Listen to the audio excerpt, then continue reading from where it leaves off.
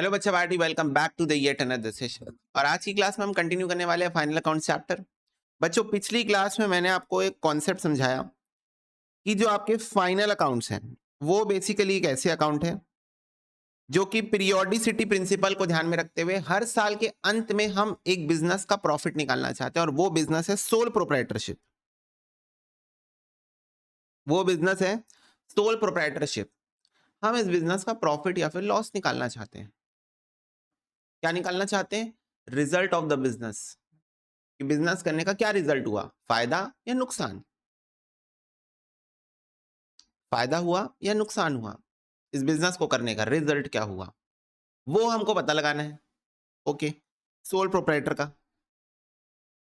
Sole proprietor का, ठीक है। इस चैप्टर में हमने कहा कि सोल प्रोप्राइटर हो सकता है मैन्युफैक्चरिंग बिजनेस में हो, तो उसको मैन्युफैक्चरिंग अकाउंट बनाना पड़ेगा। मैन्युफैक्चरिंग अकाउंट क्यों बनाया जाता है? प्रोडक्ट की कॉस्ट निकालने के लिए, ठीक है। अगर सोल प्रोप्राइटर ट्रेडिंग के बिजनेस में, मतलब वो सामान को खरीदता और बेचता है, उसमें कोई वैल्यू एडिशन नहीं करता है। इधर से ब्रेड खरीदता है, इधर बेच देता है। इधर से मिल्क खरीदता है, इधर बेच देता है। इधर से ग्रोसरीज खरीदता है, इधर बेच देता है। बस वो कोई वैल्यू एडिशन उसमें नहीं करता है, ट्रेडिंग का काम करता है, खरीदता है और बेचता है, और बीच में प्रॉफिट मार्जिन रखता है अपना। तो वो ट्रेडिंग अकाउंट में आती है सारी चीजें।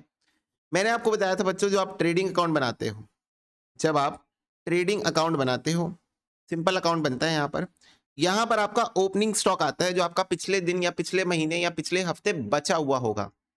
क्यों आता है? क्योंकि ये आपका ओपनिंग स्टॉक पिछले पीरियड में नहीं बिक पाया, तो पिछले पीरियड में आपने इसको क्लोजिंग स्टॉक क्रेडिट करके दिखाया था, राइट। जब पिछले पीरियड में ये नहीं बिक पाया होगा, तो आपने इसको क्लोजिंग स्टॉक के नाम पर क्रेडिट करके दिखाया। अच्छा, क्यों दिखाया? क्योंकि आप खर्चे डेबिट करते हो, पर क्योंकि ये पिछले पीरियड में बिक नहीं पाया, क्योंकि ये पिछले पीरियड में बिक नहीं पाया, सेल नहीं हो पाया, तो आपने पिछले पीरियड के अपने खर्चे कम किए क्रेडिट करके।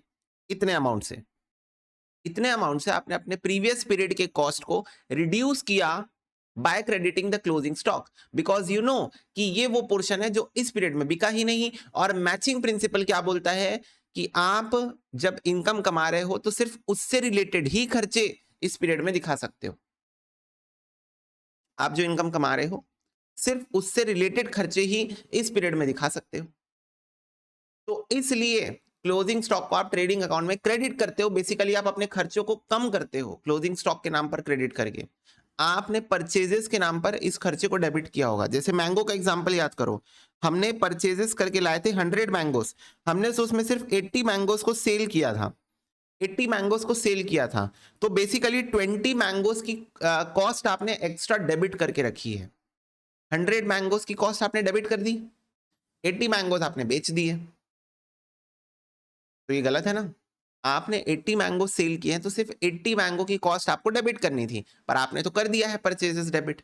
तो अब आप क्या कर सकते हो, 20 मैंगोस की कॉस्ट को अगर आप यहां पर क्रेडिट कर दो, तो नेट नेट में आपका 80 मैंगोस का ही कॉस्ट हो गया डेबिट। अब ये जो 20 मैंगो है वो इस महीने तो बिक नहीं पाए, या इस पर्टिकुलर पीरियड के अंदर तो बिक नहीं पाए। अब ये नेक्स्ट पीरियड में जाके बिकेंगे, नेक्स्ट पीरियड में जाके बिकेंगे। तो हम ये 20 मैंगोस की कॉस्ट नेक्स्ट पीरियड में डेबिट कर देते हैं ओपनिंग स्टॉक के नाम पर, ओपनिंग स्टॉक के नाम पर डेबिट कर देते हैं नेक्स्ट पीरियड में। इसके अलावा बच्चों मैंने बात की direct expenses related to trading के बारे में, कि आपके जितने भी खर्चे हैं जो कि डायरेक्ट एक्सपेंसेस हैं। अब इसमें कहीं कहीं पर तुमको कंफ्यूजन आनी शुरू हो गई थी कि मशीनरी का रिपेयर्स क्यों नहीं ले रहे हैं, पावर एंड फ्यूल क्यों ले रहे हैं। ये सब कंफ्यूजन तुमको आनी स्टार्ट हो गई थी। मैंने आपको कहा था कंफ्यूजन ऐसे दूर होगी, एक तो क्वेश्चन करके, और दूसरा आप इसको इस तरीके से सोचो कि the cost incurred for bringing the goods to the present location and condition for the purpose of sale. तो सामान को बेचने के लिए, कौन से सामान को? गुड्स को बेचने के लिए, गुड्स को बेचने के लिए प्रेजेंट लोकेशन एंड कंडीशन में लाने तक जो भी खर्चे वगैरह होते हैं वो सब ट्रेडिंग अकाउंट में आते हैं। क्योंकि आप खुद सोच के देखो, जब तक गुड्स को लाओगे नहीं तब तक बेचोगे कैसे? तो गुड्स को लाने में जो भी खर्चे करने लगे पड़ेंगे आपको, वो खर्चे आपको ट्रेडिंग अकाउंट में ही डेबिट करना पड़ेगा। अगर तुम बोलोगे भैया it was something like asset purchase करते टाइम जो भी खर्चा होता है, मैंने कहा या something like that, yes something like that, कि जो आपके गुड्स हैं उसको परचेस करते टाइम जो भी खर्चा होता है, क्योंकि वो खर्चा नहीं करोगे तो गुड्स ला नहीं पाओगे, गुड्स ला नहीं पाओगे तो बेच नहीं पाओगे।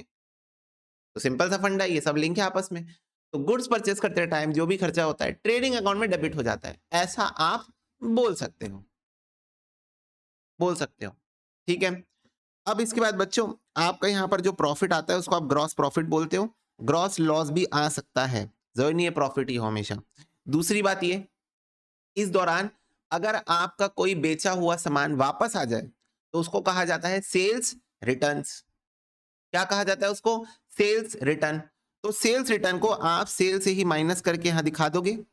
और अगर आप कोई सामान खरीद के ला रहे हो, परचेजेस, और उसको आप वापस कर रहे हो, परचेज रिटर्न।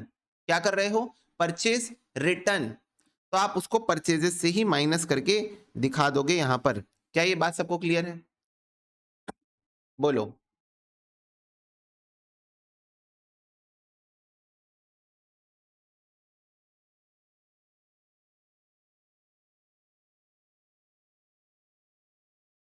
फटाफट से बताओ, क्या ट्रेडिंग अकाउंट का फंडा सबको क्लियर है?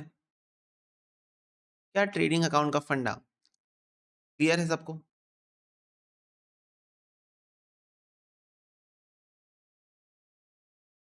Yes, yes. बच्चों, ट्रेडिंग अकाउंट के ऊपर मैं आपको दिखाता हूं क्वेश्चन।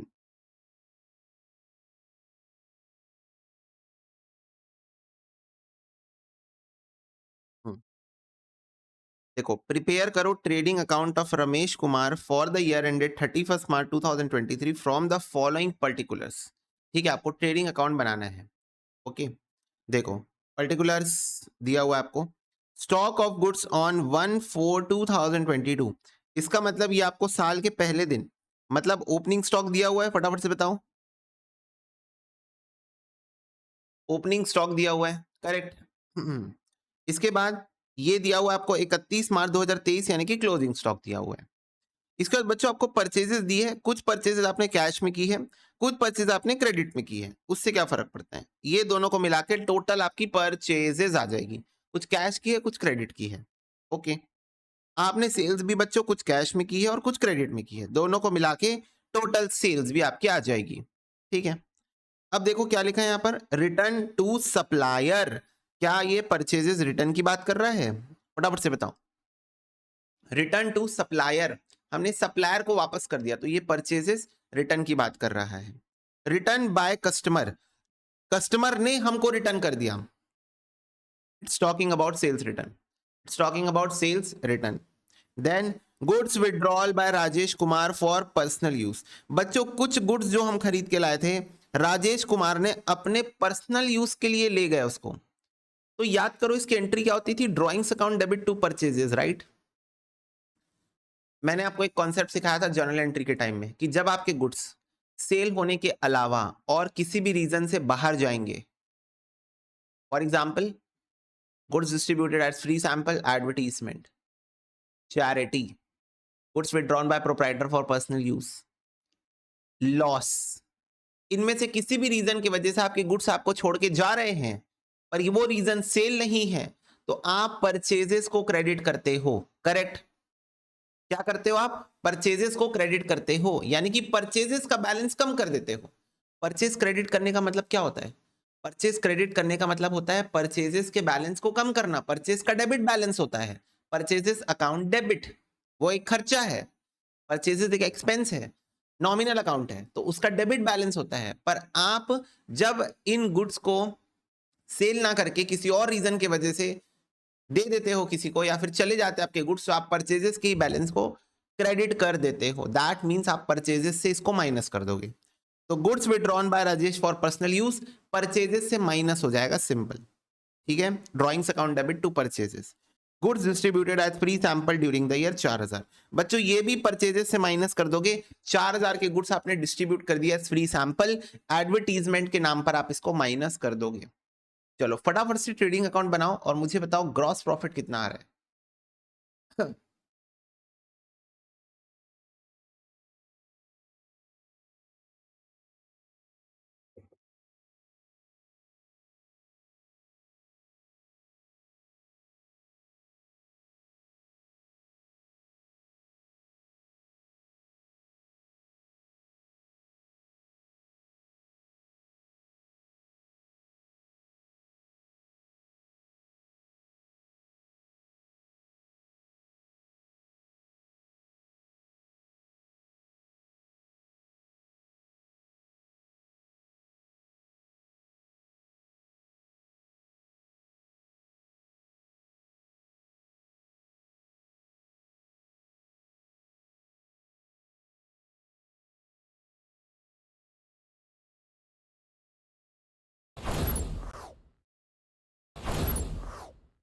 ओके चलो, अब आ गया सबका आंसर 7,20,000 रुपीज। 4,000 21,000 वाला एक बार बता देना, ठीक है मानस? ओके चलो, सॉल्यूशन नंबर 11 देखो।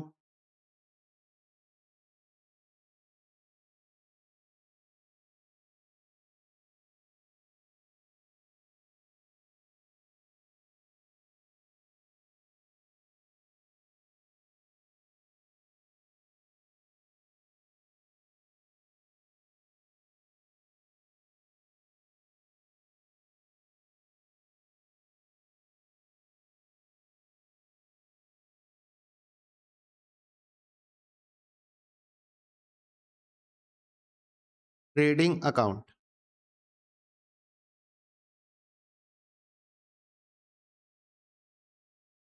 To opening stock.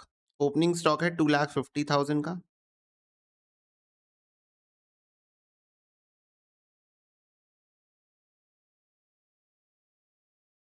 Bye closing stock, closing stock है 4,75,000 का। To purchases 370 plus 825,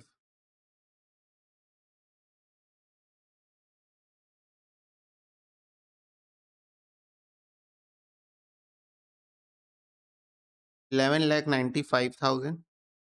inner column में बच्चों लिखना जब भी आपको उसमें कोई एडजस्टमेंट करनी हो, कोई भी ऐसा आइटम हो किसी भी अकाउंट के अंदर जिसमें आपको कुछ एडजस्टमेंट करनी हो, कुछ प्लस करना हो, कुछ माइनस करना हो, तो आप उसको इनर कॉलम में लिखा करो। प्लस माइनस करके फाइनल अमाउंट का आउटर कॉलम में लिखा करो। जैसे अब यहाँ देखो परचेजेस में आपको रिटर्न टू सप्लायर, सप्लायर को अपने सामान वापस किया, परचेजेस रिटर्न 25,000 इसमें से माइनस करना है, तो आप यहाँ पर लिखोगे परचेजेस रिटर्न्स, 25,000 रुपए आप यहाँ पर माइनस करोगे। ठीक है, फिर इसके बाद ये दो आइटम 21,000 4,000 वाला आइटम क्या है? आपने जो गुड्स खरीदे थे अपने बिजनेस के लिए, उन गुड्स में से 21,000 और 4,000 प्रोपराइटर ले गया और आपने एडवर्टीजमेंट के नाम पर बांट दिया। अच्छा यस, तो बच्चों अब मैं तुमको क्या, तुम इस लेवल पे पहुंच चुके हो कि मैं तुमको इसके पीछे रीजन बता सकता हूँ why it is happening, why purchases is getting credited. Why? क्योंकि ऑल्दो तुमने अब रेक्टिफिकेशन ऑफ एरर चैप्टर भी पढ़ लिया है। Why? The simple reason is, मुझे एक बात बताओ, परचेज इज एन एक्सपेंस, बोलो हाँ। It is an nominal account, it is an expense. When we bought the goods for the purpose of sale, what we used to do? Purchases account debit. हम बोल रहे हैं purchase के नाम पर खर्चा हुआ, okay, purchases account debit. So think about it, जब हम इन्हीं खरीदे हुए गुड्स को, इन्हीं खरीदे हुए गुड्स को फ्री सैंपल्स के नाम पर बांट रहे हैं, सिंपल शब्दों में एडवर्टीजमेंट करने की कोशिश कर रहे हैं, एडवर्टीजमेंट करने की कोशिश कर रहे हैं, तो ये बताओ advertisement itself is an expense. Advertisement भी तो एक बिजनेस का खर्चा है ना। Advertisement is also an business expense, business का खर्चा है। तो आप बोलोगे advertisement account debit, but you are not spending any cash on that. आपने जो गुड्स खरीदे थे उनको बेचना छोड़ के आपने उनको एडवर्टीजमेंट पे लगा दिया। आपने जो गुड्स खरीदे थे, आपने जो गुड्स खरीदे थे उन गुड्स को आपने बेचा नहीं, उसको आपने एडवर्टीजमेंट पे लगा दिया। द पॉइंट इज बच्चों, जो गुड्स आप खरीद के लाए थे अब वो परचेजेस की कॉस्ट नहीं रह गई, अब वो एडवर्टीजमेंट की कॉस्ट रह गई है, बन गई है। बोलो हाँ। आप जो गुड्स खरीद के लाए थे, आप जो गुड्स खरीद के लाए थे, इधर देखो, इधर देखो, मैं आपको बताता हूं, एक सेकेंड। मेरे को एक बात बताओ, जब तुम गुड्स खरीदोगे तुम बोलोगे purchases account debit to cash, cash purchases है, ओके, कैश परचेजेस है। तुम बोलोगे purchases account debit to cash account, purchase account debit to cash account. अच्छा, परचेजेस लिखने का पर्पस क्या है? परचेजेस हम तब लिखते हैं जब हम कोई गुड्स खरीद के लाते हैं जिसको हमें बेचना होता है, करेक्ट। परचेजेस उन्हीं गुड्स के लिए यूज होता है ना, word, the word purchases is reserved for those goods जो हम बेचने के लिए खरीद रहे हैं, करेक्ट, जो हम बेचने के लिए खरीद रहे हैं, उन गुड्स के लिए परचेजेस वर्ड का यूज किया जाता है। तो जब मुझे पता है कि मैं गुड्स खरीद के ला रहा हूं बेचने के लिए, मैं बोलता हूं purchase account debit to cash. अब बताओ अगर मुझे पहले दिन से पता होता कि मैं गुड्स खरीद के ला रहा हूं एडवर्टीजमेंट के लिए, तो मैं कभी परचेजेस लिखता ही नहीं। मैं लिखता advertisement account debit to cash, क्योंकि मुझे डे वन से पता है कि मैं तो इसको प्रमोशनल एक्टिविटी के लिए यूज करने वाला हूं। मैं तो इसको प्रमोशनल एक्टिविटी के लिए यूज करने वाला हूं। तो फ्रॉम द डे वन मैं इसको परचेजेस ना दिखा के एडवर्टीजमेंट दिखाता।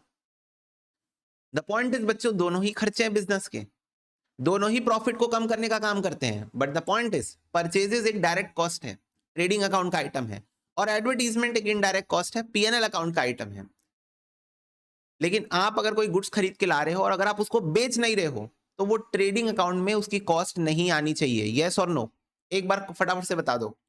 अगर आप गुड्स खरीद के ला रहे हो, अगर आप गुड्स खरीद के ला रहे हो पर आप उसको बेच नहीं रहे हो, तो उसकी कॉस्ट ट्रेडिंग अकाउंट में आनी ही नहीं चाहिए, क्योंकि आप तो उसको बेच ही नहीं रहे हो। आप तो उसको बेच ही नहीं रहे हो, तो उसकी कॉस्ट ट्रेडिंग अकाउंट में नहीं आनी चाहिए। तो आप उसको ट्रेडिंग अकाउंट से हटा देते हो और उसको जहां जानी होती वहां चले जाती है। जैसे हमारे केस में एडवर्टीजमेंट अकाउंट में जा रही है, हमारे केस में एडवर्टीजमेंट अकाउंट में जा रही है। It was something like rectification of error. You bought goods for the purpose of purchase, but eventually you decided let's distribute this goods for the purpose of promotion. तो आपने उसको advertisement, हाँ advertisement PNL account में जाएगा, indirect expense है, not related to trading, not directly related to trading. Okay, ठीक है, not directly related to trading. तो इसीलिए बच्चों उसको हम परचेजेस अकाउंट को क्रेडिट करते हैं, क्योंकि आप अगर गुड्स खरीद के लाए हो और आप अब उसको बेच नहीं रहे हो, किसी और पर्पस के लिए यूज करने वाले हो, तो आप उसको परचेजेस की कॉस्ट से हटा दो, क्योंकि परचेजेस की कॉस्ट ट्रेडिंग अकाउंट में तभी जाती है जब आप उन गुड्स को बेच रहे हो। आपको मैंने मैचिंग प्रिंसिपल बहुत अच्छे से समझा दिया है कि आप उतने ही गुड्स की परचेजेस कॉस्ट ले सकते हो जितने गुड्स आप बेच रहे हो। ओके, तो इसीलिए आपको परचेजेस की कॉस्ट से उसको हटाना होता है, उन गुड्स को जिसको आप बेच नहीं रहे हो, जिसको प्रोप्राइटर ले गया, बांट दिए, जल गई, बर्बाद हो गए गुड्स, उन गुड्स की बात कर रहा हूं मैं। तो इसीलिए यहाँ पर बच्चों लेस करेंगे हम ड्राइंग्स, जो गुड्स ड्राइंग्स के नाम पर चले गए, और लेस करेंगे एडवर्टीजमेंट जो हमने फ्री सैंपल के तौर पर बांट दिए, 21,000 और 4,000। Logic should be crystal clear. Okay,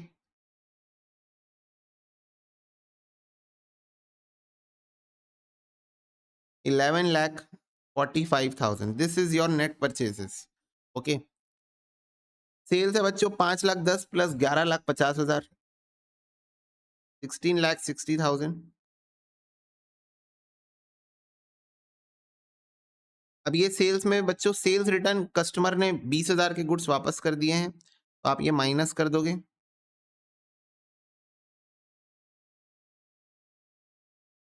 तो ये हो गया 16,40,000। ठीक है,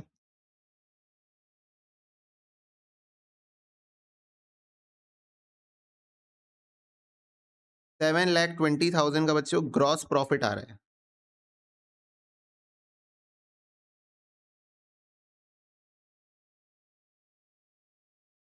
ओके, तो your answer is absolutely correct.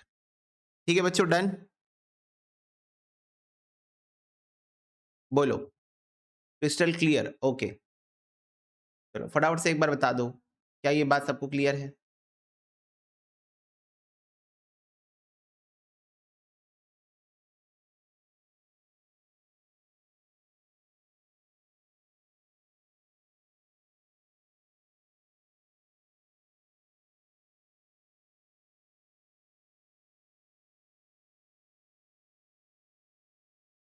Yes, okay, चलो लिखो यहाँ पर एग्जाम्पल, अपनी कॉपी में लिखो एग्जाम्पल।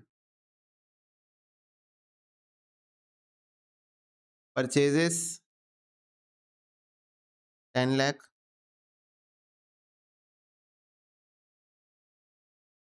रिटर्न आउटवर्ड्स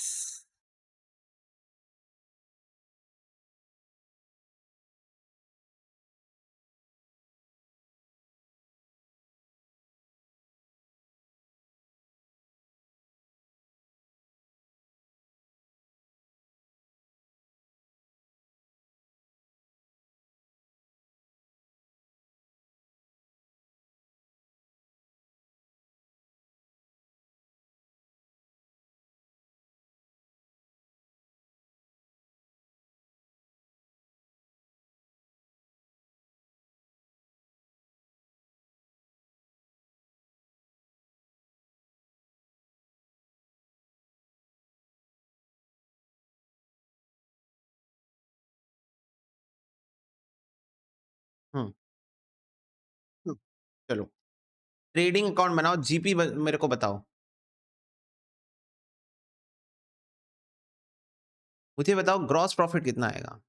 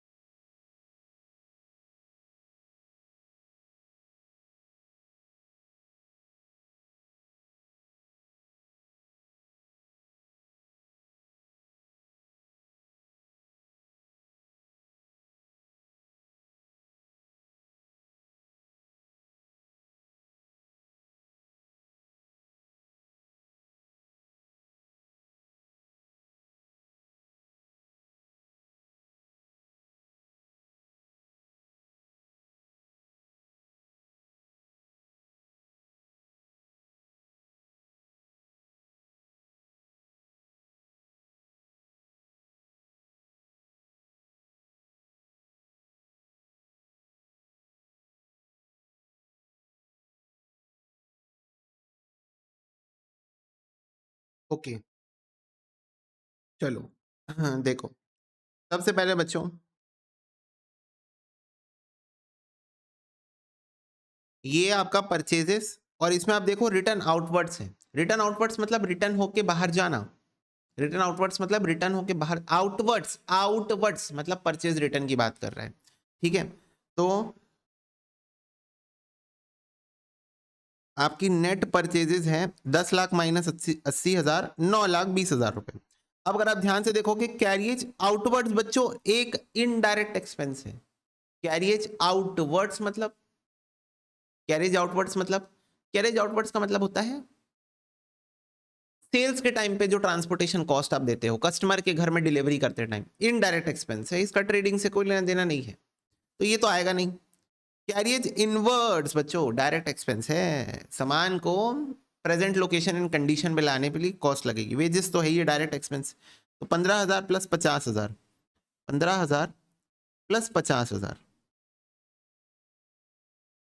तो बच्चों ये हुआ आपका 9,20,000 प्लस 15,000 प्लस 50,000। तो अगर आप ध्यान से देखोगे 9,85,000 आपकी टोटल कॉस्ट है of the goods, total cost of the goods.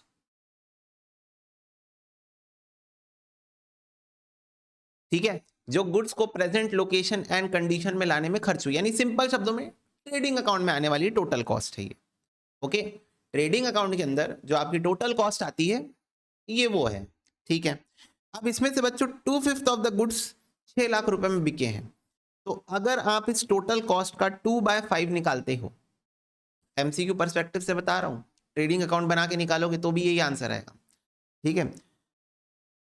उल्टा ट्रेडिंग अकाउंट आपको बड़ा ही पड़ेगा। अगर आप इसका 2/5 निकालते हो इंटू 2 डिवाइड बाय 5, तो ये आ रहा है बच्चों 3,94,000, ये आपकी कॉस्ट आ रही है 3,94,000।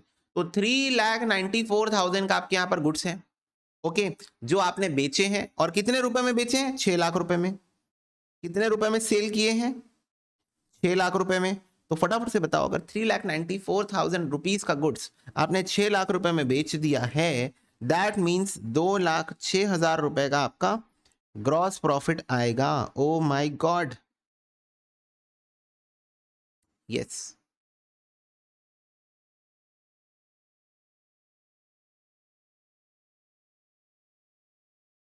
बताओ कैसा लगा?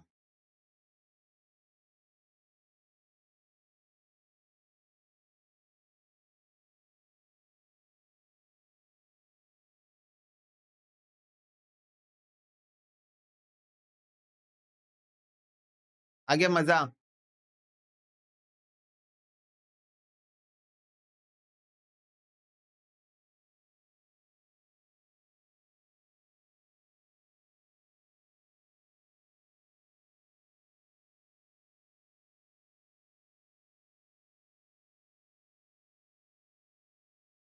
तो ना सेल्स में क्यों एडजस्ट होगा?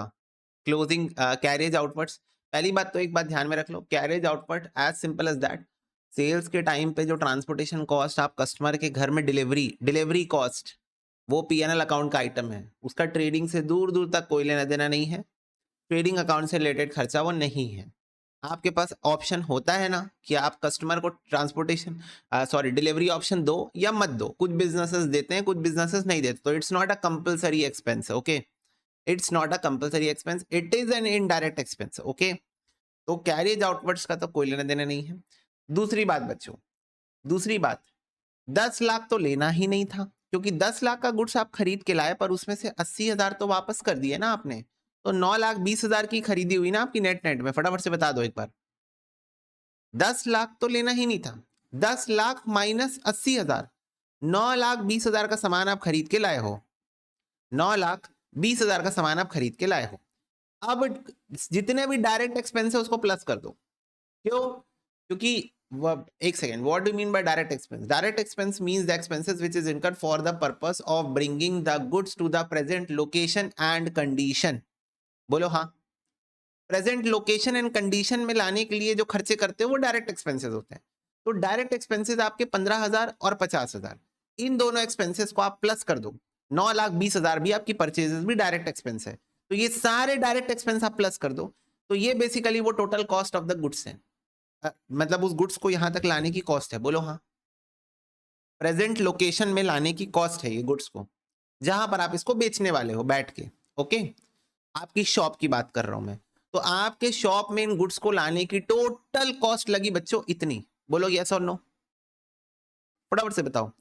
आपके शॉप में इन गुड्स को लाने की कॉस्ट लगी इतनी, इतना खरीदने की कॉस्ट हुई, इतना आपकी कैरियज लग गई, इतना आपको वेजेस लग गया। तो this is the total cost of bringing the goods to your shop. अब आपको इस गुड्स को बेचना है, तो बच्चों टोटल गुड्स जो आप लेके आए, टोटल गुड्स जो आप लेके आए, उसका 2/5 गुड्स आपने 6 लाख रुपए में बेचा है। यानी कि मेरे को फटाफट से बताओ, 2/5 गुड्स आपने सेल किया है, दैट मीन्स 3/5 गुड्स अभी भी आपके पास पड़ा होगा। बोलो हाँ, बोलो।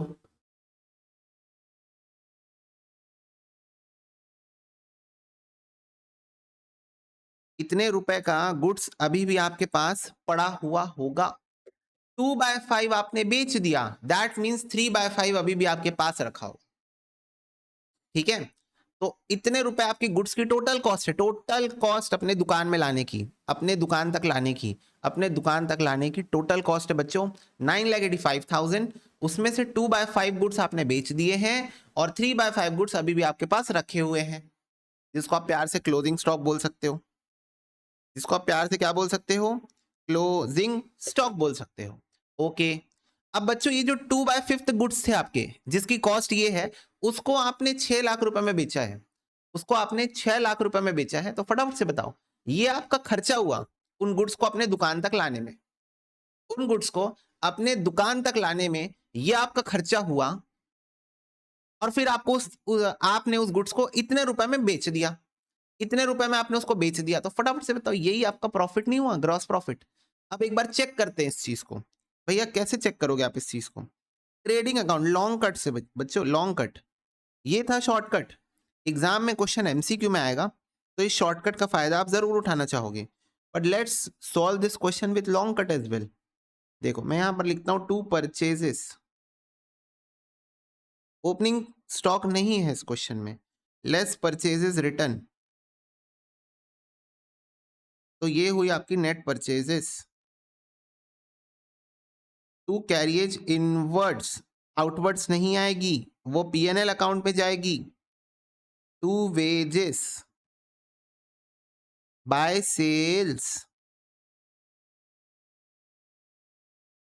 Bye closing stock. Closing stock कितना है बच्चों?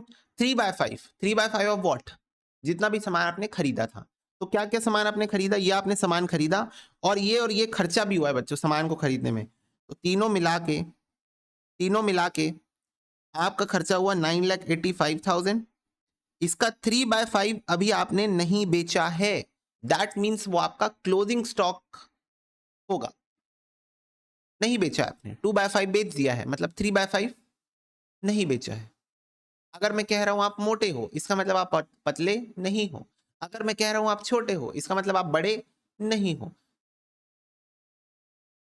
ओके। अगर मैं कह रहा हूं आप सच बोलते हो, इसका मतलब आप झूठ नहीं बोलते हो। अगर मैं कह रहा हूं कि 2/5 बिक गया है, इसका मतलब 3/5 नहीं बिका है, क्लोजिंग स्टॉक में बैठा होगा। ओके। तो बच्चों 9,85,000 इन गुड्स को आपकी दुकान तक लाने की कॉस्ट थी, इसका 3/5 पोर्शन आपने अभी तक बेचा नहीं है, तो ये आ रहा है 5,91,000। हमने यहां पर भी यही निकाला था, ठीक है। तो अब ऑटोमेटिकली बैलेंसिंग फिगर निकालो, देखो जीपी आता है क्या। 2,06,000 बैलेंसिंग फिगर आ गया आपका ग्रॉस प्रॉफिट, ये आ गया आपका ग्रॉस प्रॉफिट। फटाफट से बताओ क्या ये कॉन्सेप्ट समझ में आया सबको? बोलो, क्या ये कॉन्सेप्ट सबको समझ में आया?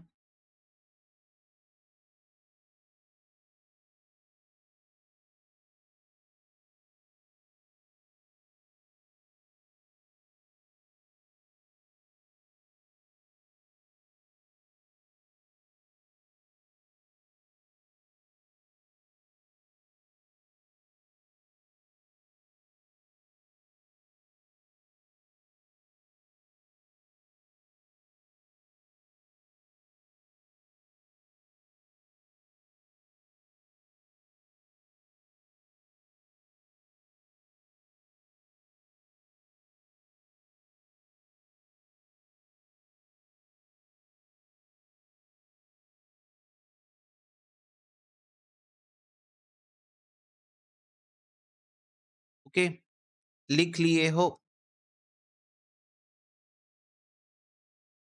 चलो नेक्स्ट।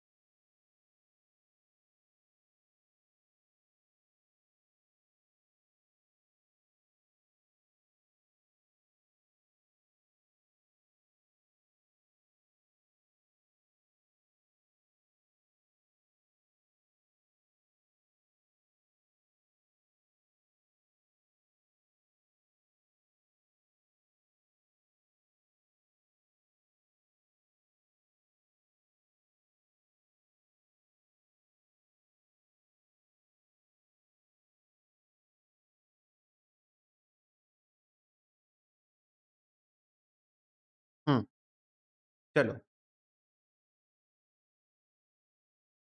बताओ इसमें जीपी कितना आएगा?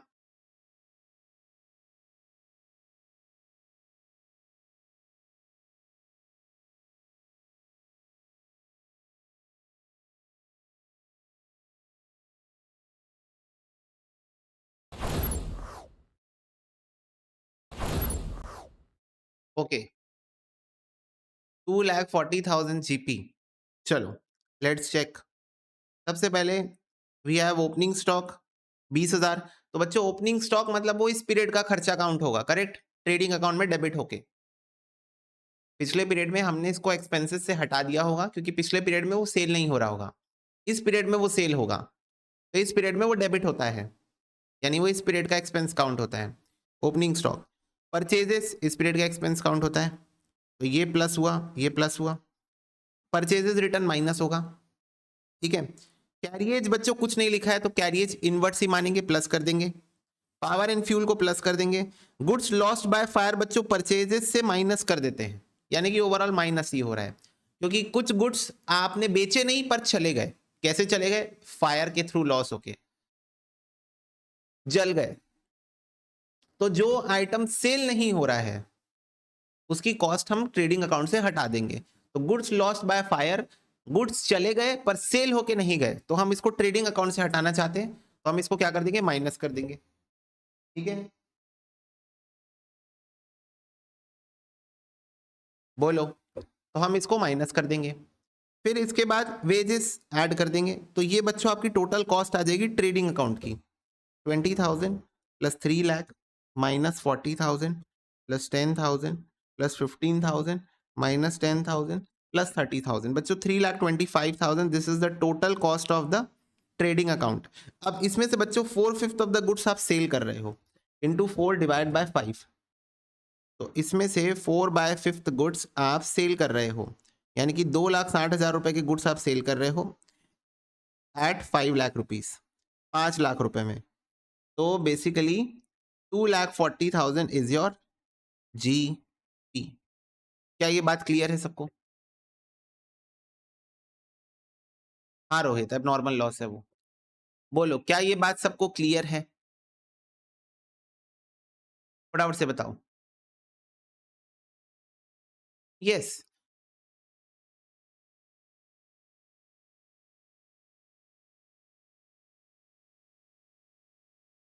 एग्जाम्पल।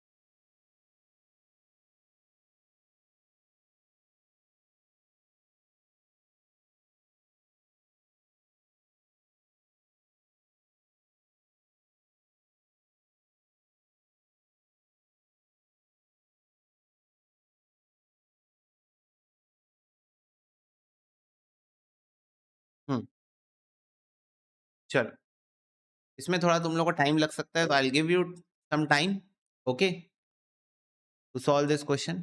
अच्छे से सॉल्व करना बच्चों, ध्यान से, ठीक है। चलो ओके, चलो 85,000। देखो सबसे पहले बच्चों ओपनिंग स्टॉक करेंट पीरियड की कॉस्ट मानी जाती है। पिछले पीरियड में ये बिका नहीं था, हमने इसको क्लोजिंग स्टॉक दिखाया था, इस पीरियड में डेबिट होके दिखेगा, करेंट पीरियड की कॉस्ट बन जाएगी ये। परचेजेस तो कॉस्ट है ही है, परचेजेस रिटर्न बच्चों रिडक्शन इन कॉस्ट हो गई, कैरिएज कॉस्ट है, पावर एंड फ्यूल कॉस्ट है, कुछ गुड्स लॉस बाय फायर हो गए, ट्रेडिंग अकाउंट से हट जाएंगे तो इसलिए माइनस, क्योंकि ये बिके नहीं तो ट्रेडिंग अकाउंट में हम इसको दिखाएंगे नहीं मैचिंग प्रिंसिपल यूज करते हुए, ट्रेडिंग अकाउंट से तो इसको हटाएंगे, परचेज से माइनस कर देंगे। एंट्री क्या होती है, goods lost by fire account debit to purchases account. Wages बच्चों खर्चा है, ट्रेडिंग अकाउंट का ऐड हो जाएगा। और बच्चों क्लोजिंग स्टॉक, दैट मींस कि 60,000 रुपए के गुड्स इस पीरियड में सेल नहीं हो पाए, बोलो हाँ, बोलो 60,000 रुपए के गुड्स, 60,000 रुपए के गुड्स इस पीरियड में सेल नहीं हो पाए तो इस पीरियड की कॉस्ट का पार्ट नहीं बनेंगे, एज सिंपल एज दैट, बोलो हाँ। इस पीरियड की करंट पीरियड की कॉस्ट का पार्ट हम इसको बनने नहीं देंगे, क्यों नहीं बनने देंगे, क्योंकि ये इस पीरियड में सेल नहीं हो पाए होंगे, तो ये हो जाएगा बेसिकली माइनस, ट्रेडिंग अकाउंट में क्रेडिट होता है तो वैसे भी माइनस होता है। बच्चों ध्यान से देख लो, जो जो चीजें मैं प्लस कर रहा हूं ना, जैसे जैसे मान लो देखो मैं ट्रेडिंग अकाउंट यहाँ पर अगर बनाऊं, ट्रेडिंग अकाउंट अगर मैं यहाँ पर बनाऊं तो मैं जो ओपनिंग स्टॉक दिखाऊंगा डेबिट साइड में दिखाऊंगा 40,000, परचेजेस दिखाऊंगा मैं 4 लाख, और उसमें से मैं माइनस करूंगा 50,000 का परचेजेस रिटर्न और 15,000 का गुड्स लॉस्ट बाय फायर, तो ये हुआ 3,35,000 का परचेजेस, ठीक है। कैरिएज मैं शो करूंगा 20,000, पावर एंड फ्यूल 30,000, वेजेस 50,000, ठीक है। एंड बच्चों क्लोजिंग स्टॉक 60,000। खुद तुम एक बार बैलेंसिंग फिगर निकालो, जितने आइटम की मैंने अभी तक ट्रीटमेंट की है प्लस माइनस बोल के, और उसको मैंने ट्रेडिंग अकाउंट में जहां जहां पर वो आना चाहिए वहां वहां पर लिख दिया है, खुद बैलेंसिंग फिगर निकालो, दोनों बराबर आ रहा है कि नहीं आ रहा है बताओ,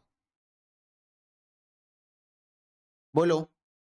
40,000 plus 3,35,000 plus 20,000 plus 30,000 plus 50,000 minus 60,000, 4,15,000 रुपए आ रहा है, तुम यहां से भी निकाल लो तुम यहां से भी निकालोगे 4,15,000 आएगा, तुम यहां से भी निकालोगे, ये जो मैंने प्लस माइनस किया 4,15,000 ही आएगा, करेक्ट, बोलो करेक्ट, यस। बच्चों इसको बोलते क्या हैं, इसको बोलते हैं cost of the goods which is sold. फटाफट से बताओ बच्चों, मैंने सारे खर्चे प्लस किए, बोलो हाँ, opening stock, purchases, net purchases, carriage, power and fuel, wages, मैंने सारे खर्चे प्लस किए तो टोटल गुड्स का कॉस्ट आ गया मेरे पास, बोलो यस और नो। जब मैंने सारे खर्चे प्लस किए, जब मैंने सारे एक्सपेंसेस को प्लस किया तो पूरे गुड्स की कॉस्ट आ गई मेरे पास। सोचो ना, सोचो, यहां पर दिमाग लगाने वाली बात है, रट्टा मारने वाली बात ही नहीं है, दिमाग लगाने वाली बात है कि जब मैंने सारे गुड्स की कॉस्ट को ऐड किया तो मेरे पास सारे गुड्स की कॉस्ट नहीं आ गई, आ गई, बिल्कुल आ गई, यस, बात तो सही है, सारे गुड्स की कॉस्ट आ गई मेरे पास। उसमें से बच्चों मैंने उस गुड्स की कॉस्ट को माइनस कर दिया जो गुड्स इस पीरियड में नहीं बिक रहे हैं, उसमें से मैंने उस गुड्स की कॉस्ट को माइनस कर दिया, उसमें से मैंने उस गुड्स की कॉस्ट को माइनस कर दिया जो इस पीरियड में नहीं बिकने वाले हैं, तो मेरे पास उन गुड्स की कॉस्ट नहीं आ गई जो इस पीरियड में बिकने वाले हैं। Come on everyone tell me, क्या मेरे पास उन गुड्स की कॉस्ट नहीं आ गई होगी जो इस पीरियड में बिकने वाले हैं, यानी कि cost of the goods which is going to be sold in the current period. फटाफट से बताओ, cost of the goods which is going to be sold in the current period, yes. तो बच्चों इसी को मैं बोल सकता हूं cost of goods sold. The point is, अगर एग्जाम में क्वेश्चन एमसीक्यू में आता है, आपको क्वेश्चन में कॉस्ट ऑफ गुड्स सोल्ड दिया हुआ था पर आपको इसका मीनिंग नहीं पता था, आपको इसका मीनिंग नहीं पता था जो अब पता चल गया है, तो इसीलिए आपने लॉन्ग कट लिया। जब एग्जाम में क्वेश्चन आएगा you don't have to do any of this thing जो अभी हमने किया, आपको सिंपली दिख रहा है कॉस्ट ऑफ गुड्स सोल्ड, आप उसको सेल से माइनस कर दो, आपको जीपी मिल जाएगा, बात खत्म।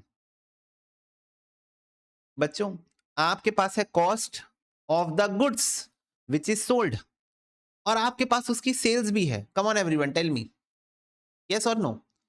आपके पास है कॉस्ट ऑफ द गुड्स जो कि बिके हैं, आपके पास है कॉस्ट ऑफ द गुड्स जो कि बिके हैं, जो कि सेल हुए हैं, जो कि सेल हुए हैं, और आपके पास उनकी सेल वैल्यू भी है, आपके पास उनकी सेल वैल्यू भी है। तो सेल्स में से जब आप उनकी कॉस्ट को माइनस कर दोगे आपको जीपी ऑटोमेटिकली मिल जाएगा। और एमसीक्यू में इंस्टीट्यूट ऐसे ही फंसाती है, कई बार ऐसा करती है इंस्टीट्यूट, दुनिया भर का डेटा दी रहती है जिसका कोई काम नहीं होता है, 2 लाइन में आंसर लाया जा सकता है, बच्चे परेशान हो जाते हैं, लेकिन देख के अरे बाप रे इतनी सारी इंफॉर्मेशन है, कुछ तो यूज करूं इसका, घूम फिर के वहीं पहुंच जाओगे। तो मैंने आपको एक इनसाइट्स दिया इस क्वेश्चन में, क्या जीपी तो आपका आ जाएगा 5 लाख माइनस 4,15,000, ये तो आपका जीपी आ गया, कैसे भी निकालो यही आएगा, ट्रेडिंग अकाउंट बना के निकालो तो भी यही आएगा। ठीक है, ट्रेडिंग अकाउंट में इसको मत लिखना बच्चों, COGS, cost of goods sold, cost of goods sold का हमने फॉर्मूला सीखा, क्या सीखा, opening stock plus net purchases plus direct expenses, और इसमें से माइनस कर दो क्लोजिंग स्टॉक। क्यों? क्योंकि ये तो नहीं बिक रहा है ना, ये तो बिक थोड़ी रहा है, क्लोजिंग स्टॉक नहीं बिक रहा है तो उसको हटा दो। बच्चों इन तीनों को प्लस करने से total cost of all goods आ गई आपके पास, क्या आ गई, total cost of all all all goods आ गई आपके पास, उसमें से क्लोजिंग स्टॉक माइनस कर दो, तो वो वाले गुड्स की कॉस्ट मिल जाएगी जो बिक रहे हैं, वो वाले गुड्स की कॉस्ट आ जाएगी जो बिक रहे हैं। This is the formula for COGS, this is the formula for COGS, cost of goods sold. क्या ये बात सबको क्लियर है? फटाफट से बता दो।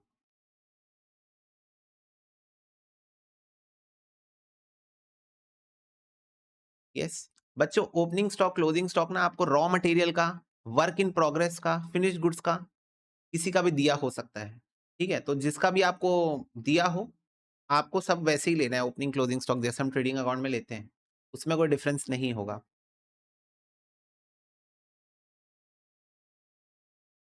Done, okay.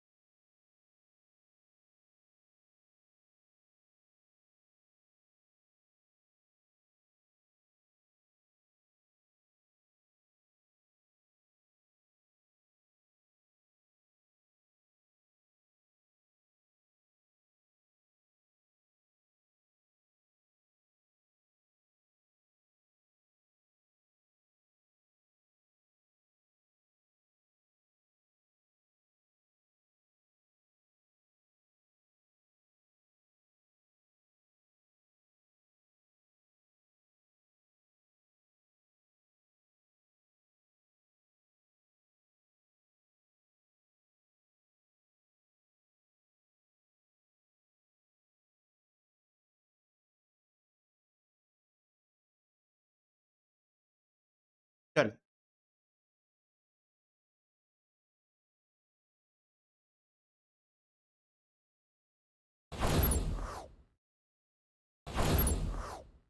ओके, चलो देखो, सबसे पहले बच्चों ये रहा आपका ओपनिंग स्टॉक, ये रहा परचेजेस, ये रहा वेजेस, ये रहा कैरियज ऑन परचेजेस, और प्री सैंपल से जो गुड्स डिस्ट्रीब्यूट हुए हैं, मतलब ये सेल तो हुए नहीं है, ट्रेडिंग अकाउंट से हटाना पड़ेगा, तो माइनस कर देंगे परचेजेस से। अब एक बार अगर तुम लोग ध्यान से देखोगे, क्लोजिंग स्टॉक में इस बार मैंने 2 चीज लिखी है। क्लोजिंग स्टॉक की जो कॉस्ट है बच्चों वो तो 15,000 है, लेकिन उसकी मार्केट वैल्यू, मतलब अगर आप आज इस स्टॉक को बेचना चाहते हो तो मार्केट में ये सिर्फ 10,000 में बिक पाएगा। अगर आप इस स्टॉक को आप इसको 15,000 में खरीद के लाए थे, आप इसको 15,000 रुपए में खरीद के लाए थे, पर अगर आप इसको मार्केट में बेचना चाहते हो तो ये सिर्फ और सिर्फ 10,000 रुपए में बिक पाएगा। तो बच्चों अकाउंटिंग स्टैंडर्ड जो कि रूल बुक है अकाउंटिंग की, जो कि अकाउंटिंग की रूल बुक है, उसके अंदर अकाउंटिंग स्टैंडर्ड नंबर 2 बोलता है कि जब भी आपकी स्टॉक को आप वैल्यू करते हो, जब भी आप आपकी स्टॉक को वैल्यू करते हो, और क्योंकि ये करंट एसेट है, करंट एसेट है मतलब 1 साल के अंदर इसका काम तमाम हो जाने वाला है, तो आपको ना प्रूडेंस और कंजर्वेटिज्म प्रिंसिपल का ध्यान रखना चाहिए। क्या बोलता है प्रूडेंस और कंजर्वेटिज्म प्रिंसिपल? कि don't provide for any anticipated gains but provide for all anticipated losses. तो अगर आपको लग रहा है कि आपने इस स्टॉक को 15,000 में खरीदा था, लेकिन जब आप इसको बेचने जाओगे तो ये 15,000 रुपए अब रियलाइज नहीं कर पाएगा, अब ये बेकार हो चुका है, मतलब अब ट्रेंड खत्म हो गया, ऑब्सोलीट हो गया है, वॉट, तो आपको इस मार्केट में इसकी सिर्फ 10,000 की वैल्यू मिल पाएगी। अगर आपको ऐसा लग रहा है तो प्रूडेंस और कंजर्वेटिज्म प्रिंसिपल को ध्यान में रखते हुए आप इसकी वैल्यू आज के डेट में 10,000 ही मान के चलो। आप इसकी वैल्यू आज के डेट में 10,000 ही मान के चलो, यानी कि कॉस्ट और मार्केट वैल्यू, मार्केट वैल्यू को बच्चों प्यार से एनआरवी भी बोलते हैं, नेट रियलाइजेबल वैल्यू। क्या बोला जाता है? नेट रियलाइजेबल वैल्यू भी कहा जाता है प्यार से। तो मार्केट वैल्यू या फिर नेट रियलाइजेबल वैल्यू, दोनों में से कुछ भी वर्ड यूज हो सकता है। कॉस्ट और NRV which ever is lower, prudence और कंजर्वेटिज्म प्रिंसिपल का ध्यान में रखते हुए। तो इन दोनों में से जो कम है उसको आप ले लो और जो ज्यादा है उसको आप छोड़ दो, ठीक है? तो इसको आप भूल जाओ और इसको कर दो माइनस, क्लोजिंग स्टॉक माइनस करते हैं, राइट? क्योंकि वो इस पीरियड में नहीं बिक पाएगा। तो बच्चों कॉस्ट ऑफ गुड्स सोल्ड कितना आ रहा है ये बताओ? Cost of goods sold, opening stock plus purchases plus direct expenses, 15,000 minus करना है free sample minus closing stock. तो बच्चों 1,65,000 आ रहा है cost of goods sold. Question ने कहा कि आपका जो ग्रॉस प्रॉफिट होता है वो 20% होता है सेल्स पे। तो बच्चों ये वाली ट्रिक मैंने आपको सिखाई हुई है, तो मैं फिर से नहीं सिखाऊंगा, मैंने आपको सिखाया हुआ है ऑलरेडी कि 20% ऑन सेल्स का मतलब क्या होता है? 1/5 ऑफ सेल्स, और 1/5 ऑफ सेल्स का मतलब होता है 1/4 ऑफ कॉस्ट प्राइस। तो ये रही आपकी cost of the goods sold. तो इसका आप 1/4 ले लो, इसका आप 1/4 ले लो, आपका जीपी आ जाएगा। तो 1,65,000 इंटू 1/4, तो जीपी आ रहा है 41,250 रुपीज। क्या ये बात सबको क्लियर है? 41,250 रुपीज, यस और नो? क्या मधुर एक भी आंसर सही नहीं हो रहा है? क्यों हो रहा है पता है ना? हड़बड़ी है, हड़बड़ी है, मुझे हड़बड़ी है, इसीलिए गड़बड़ी है, गड़बड़ी है, हर आंसर में गड़बड़ी। समझ गए? तो ये हड़बड़ी के चक्कर में हो रही है गड़बड़ी, हर आंसर में गड़बड़ी।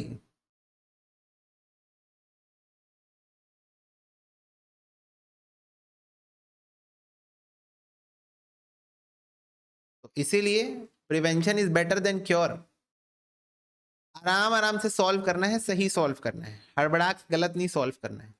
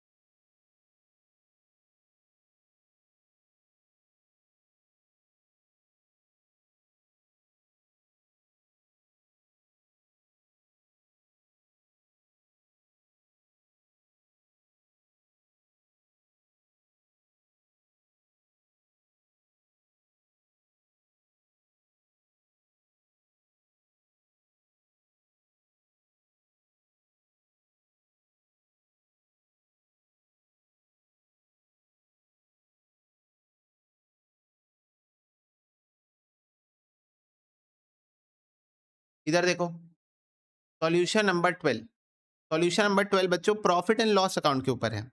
तो प्रॉफिट एंड लॉस अकाउंट का बच्चों स्टार्टिंग पॉइंट क्या होता है? Gross profit. जो आप ट्रेडिंग अकाउंट में प्रॉफिट कमाते हो ट्रेडिंग करके, अब आप उसमें से अपने बिजनेस के इनडायरेक्ट खर्चे माइनस करने वाले हो। अगर कोई इनडायरेक्ट इनकम है तो वो प्लस करने वाले हो। वो कैसे होगा? सबसे पहले आपका ट्रेडिंग अकाउंट में जो जीपी हुआ है वहां डेबिट साइड था, वहां से यहां क्रेडिट साइड में आप उसको पोस्ट करोगे। तो बाय ग्रॉस प्रॉफिट,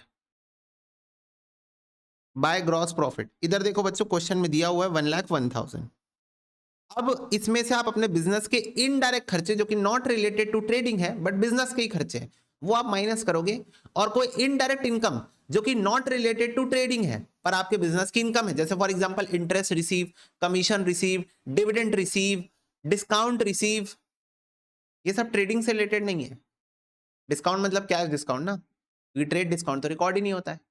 तो ये सब आपकी बिजनेस की इनकम तो है पर ट्रेडिंग से रिलेटेड नहीं है। ट्रेडिंग से रिलेटेड बस एक ही इनकम होती है, वो होती है सेल्स, वो तो ट्रेडिंग अकाउंट में आ जाती है। बाकी इनकम अगर कोई है तो वो पीएनएल अकाउंट में आ जाएगी। Gain on sale of fixed asset, आपने फिक्स्ड एसेट बेचा, वो आपका बिजनेस का इनकम नहीं है, क्योंकि आपका काम लैपटॉप बेचना नहीं, मेरा काम पढ़ाना है, मेरा काम लैपटॉप बेचना नहीं है। पर लैपटॉप बेच के अगर मेरे को कोई प्रॉफिट हो गया तो मैं उसको पीएनएल अकाउंट में क्रेडिट करके दिखा सकता हूं। ओके, देखो कैरिएज आउटवर्ड्स बच्चों मतलब सेल्स के टाइम पे कैरिएज पे करना, तो पीएनएल अकाउंट में डेबिट होगा। ठीक है, 2500।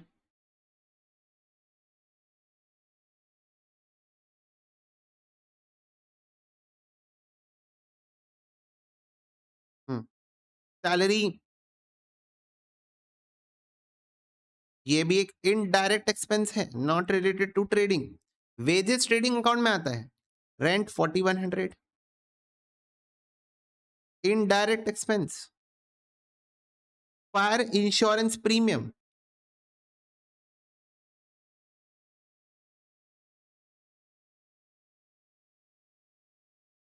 ये भी इनडायरेक्ट एक्सपेंस है भैया।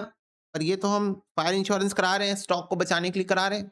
स्टॉक जल गई कल को तो बिजनेस रुक जाएगा बेटा, मत कराओ इंश्योरेंस, ऑप्शनल है ना।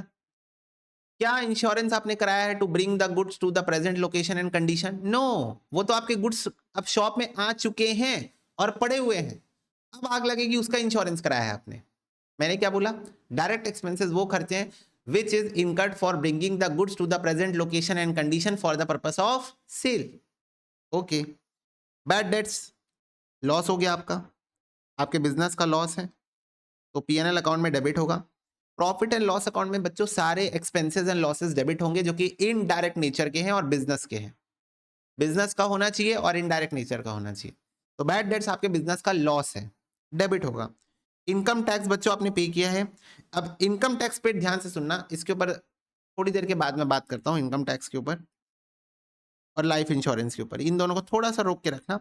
बच्चों डिस्काउंट का डेबिट बैलेंस है, इसका मतलब डिस्काउंट अलाउड है, तो पीएनएल में डेबिट होगा, पीएनएल में डेबिट होगा, डिस्काउंट अलाउड है। Apprenticeship premium credit,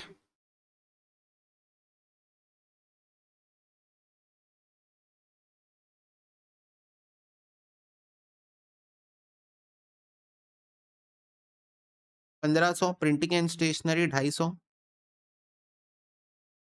rates 350।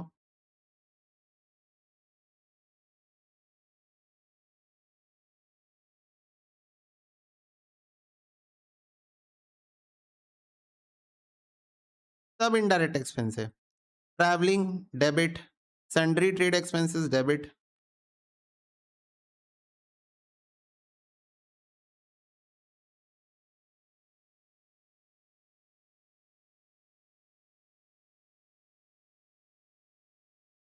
Rent receive on sub letting, rent received है ना बच्चों। सब लेटिंग क्या होती है मैंने आपको ऑलरेडी एक बार बताया हुआ है। सब लेटिंग का मतलब होता है, सब लेटिंग का मतलब होता है कि आपने कोई जगह रेंट पे ली हुई है और उस जगह को अब आप किसी और को रेंट पे दे दिए। मतलब जैसे मान लो कि 2 फ्लोर आपने रेंट में लिया, आपका एक ही फ्लोर काम में आ रहा है, एक फ्लोर ऐसे ही खाली पड़ा हुआ था, तो आपने अब उसको किसी और को रेंट में दे दिया, तो इट इज सब लेटिंग। Okay,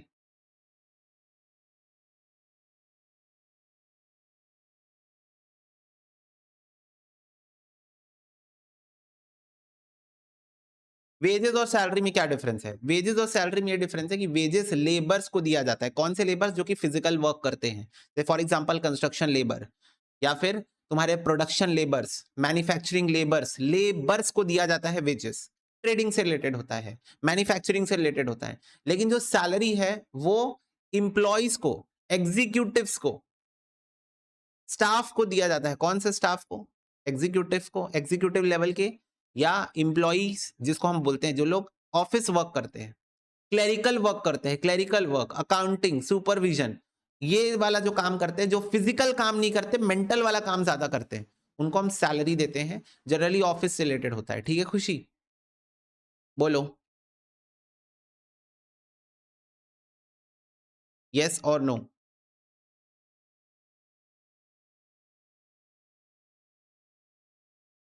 yes. फटाफट से बताओ बच्चों, अभी तक का बिजनेस का प्रॉफिट कितना आ रहा है? अभी तक की जितना कारनामा हमने कर लिया है, एक्सेप्ट फॉर द फैक्ट जो चीजें बाकी है उसको छोड़कर, अभी तक का बिजनेस का कारनामा कितना आ रहा है?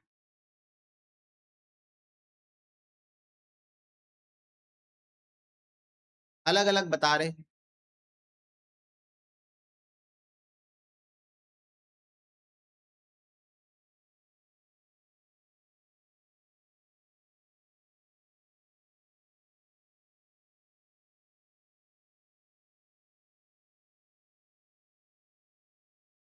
86,800 करेक्ट है।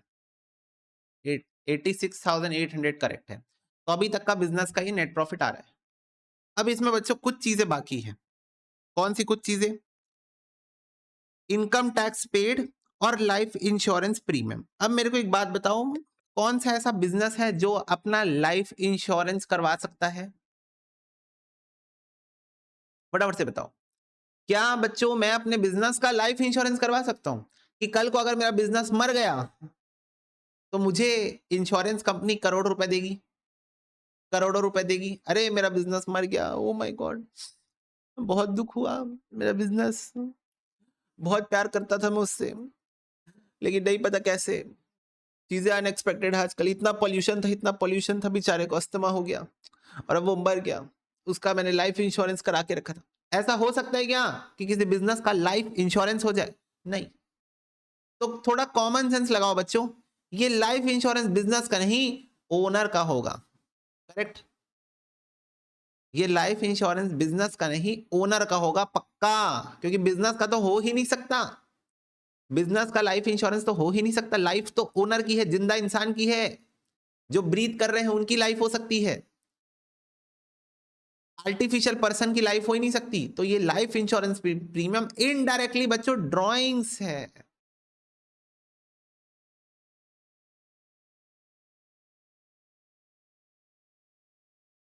ड्रॉइंग्स है।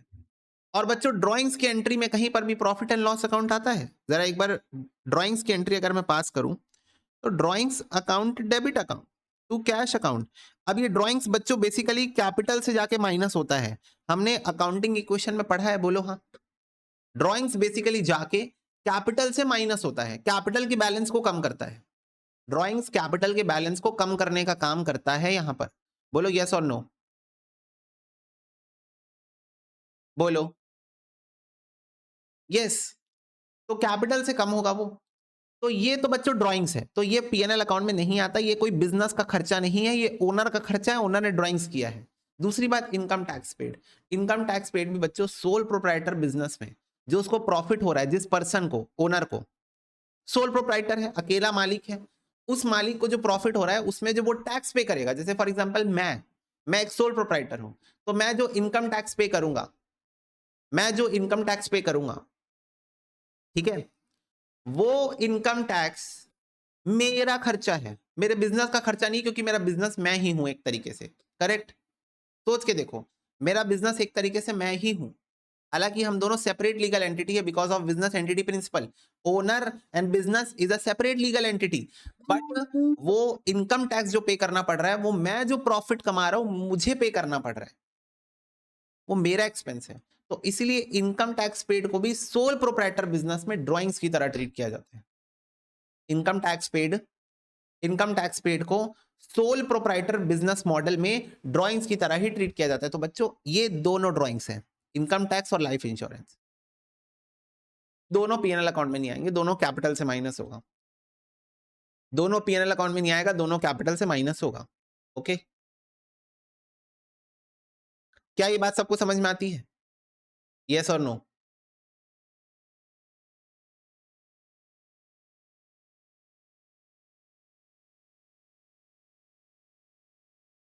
Yes, yes.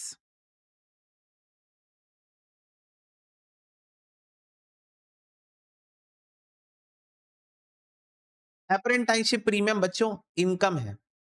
Apprenticeship premium credit balance लिखा हुआ है, CR क्रेडिट, तो credit all incomes and gains, तो इनकम है। ओके,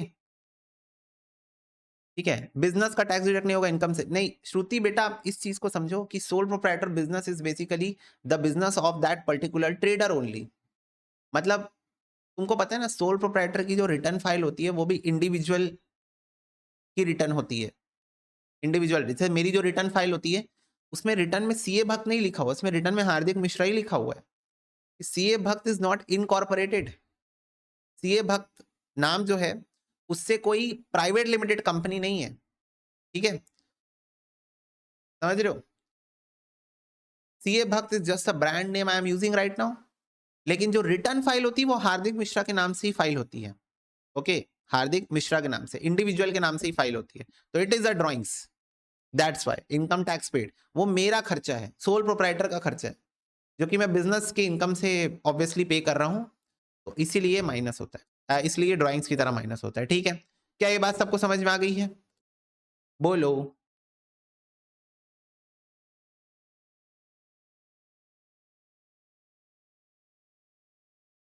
हाँ, ये हमेशा इनकम टैक्स और life insurance sole proprietor business में हमेशा कैपिटल से माइनस होगा। ठीक है, चलो, तो क्लियर है बात सबको? यस और नो? दूसरी बात बच्चों, खर्चों से फेवरेबल हो। ये जो खर्चों के नाम तुमको दिख रहे हैं ना, हर क्वेश्चन में घिसे पीटे यही खर्चे दिखेंगे तुमको, तो सबसे पहले खर्चों के नाम से अपने आप को फेवरेबल करते जाओ। खर्चों के नाम, indirect expenses, all expenses are indirect expenses except it is incurred for the purpose of bringing the goods to the present location and condition, that's it. इसको बार बार बोलते रहो, क्योंकि बहुत लोचा है यहाँ पर। हालांकि समय के साथ तो याद हो जाएगा तुम लोगों को कि कौन सा चीज कहां पर आता है, पर अंडरस्टैंडिंग पॉइंट ऑफ मैंने देखा है बच्चे स्ट्रगल करते हैं, तो मैं उनको यही बोलता हूँ कि बस एक ही चीज सोचा करो, all the expenses which is incurred for bringing the goods to the present location and condition are direct expenses, rest all the expenses are indirect expenses, all the expenses। सोचा भी मत किया करो, इनडायरेक्ट मतलब इनडायरेक्ट, बात खत्म। Okay, और ये कुछ exception to the general rule आएगा, लाइफ इंश्योरेंस हो गया, इनकम टैक्स हो गया, ठीक है, इन सब चीजों का ध्यान रखना। ओके भैया, डन।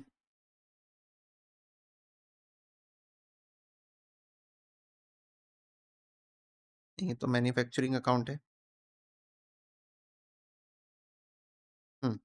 चलो, ट्रेडिंग अकाउंट बनाओ बच्चों,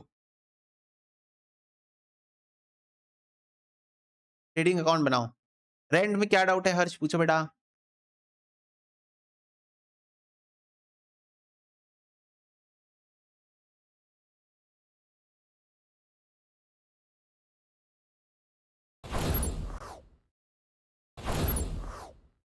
ओके, चलो देखो, प्रिपेयर करना था trading account of the trade for the year ended 31 March 2024 from the following data. सबसे पहले बच्चों, ओपनिंग स्टॉक आपको यहाँ पर दिया हुआ है 2,40,000 का, तो डेबिट साइड आया, ये प्लस हुआ। Cash purchases debit side I, plus हुई। क्रेडिट परचेजेस, कैश परचेजेस दोनों टोटल प्लस हुआ। ठीक है, कैश सेल्स बच्चों क्रेडिट साइड आएगा।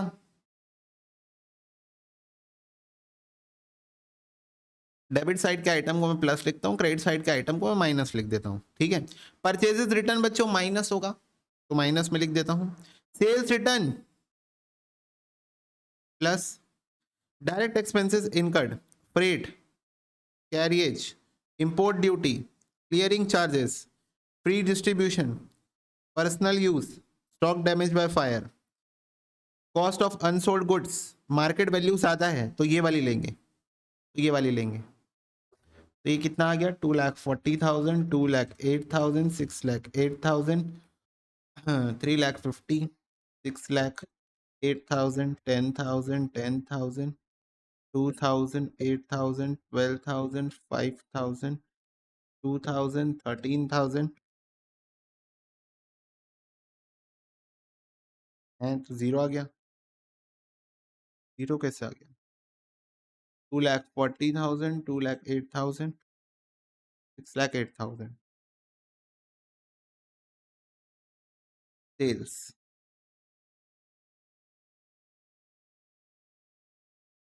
परचेजेस रिटर्न, सेल्स रिटर्न,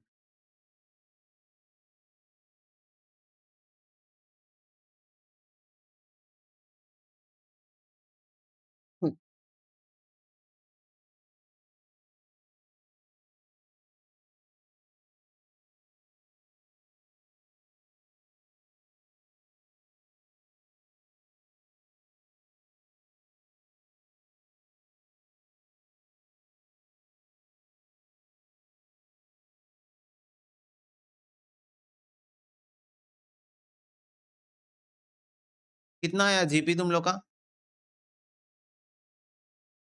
0 ही आ रहा है ना?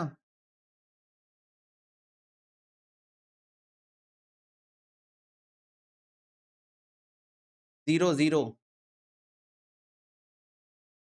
No profit no loss situation है ना? देखो सॉल्यूशन नंबर 6, वाह यार बढ़िया क्वेश्चन। Solution number 6, 0, no profit no loss.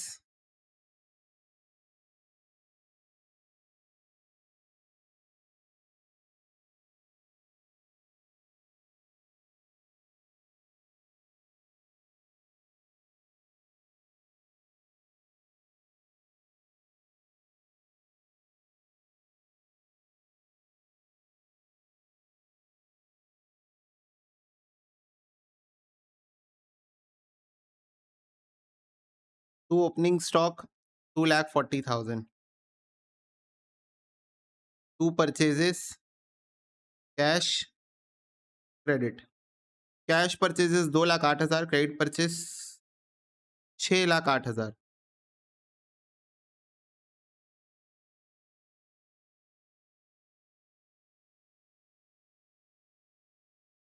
हम्म।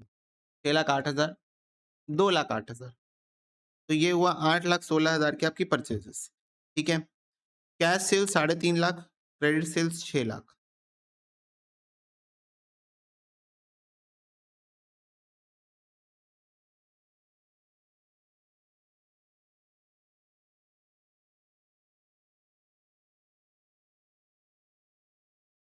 $9,50,000। Purchases return 8,000, sales return 10,000।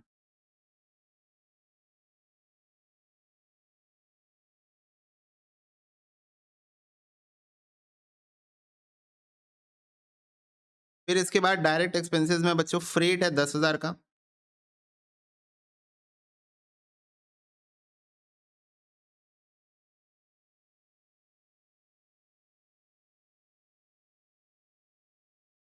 Import duty लगी है, क्लियरिंग चार्जेस लगा है, 2,000 का कैरियज।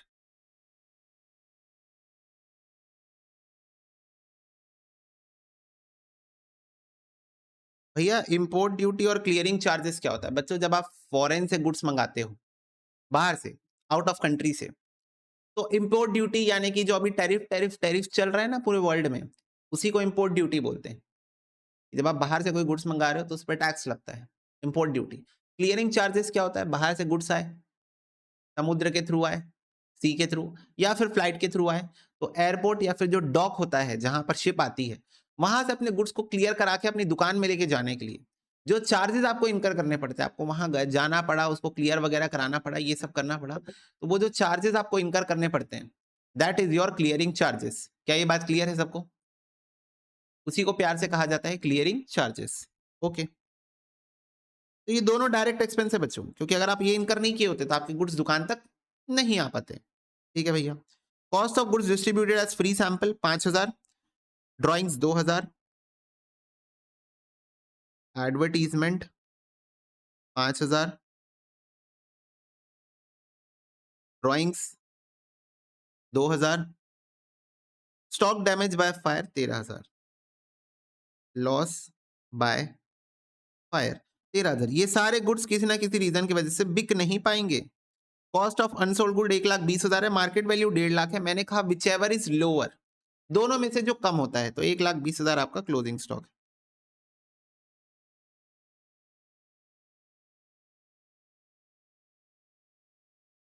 ठीक है, ये हो गया 9,40,000। इधर आ जाएगा 8,16,000 माइनस 8,000 माइनस 5,000 माइनस 2,000 माइनस 13,000, 7,88,000। चलो बताओ बैलेंसिंग फिगर कितना आ रहा है, बताओ बैलेंसिंग फिगर कितना आ रहा है।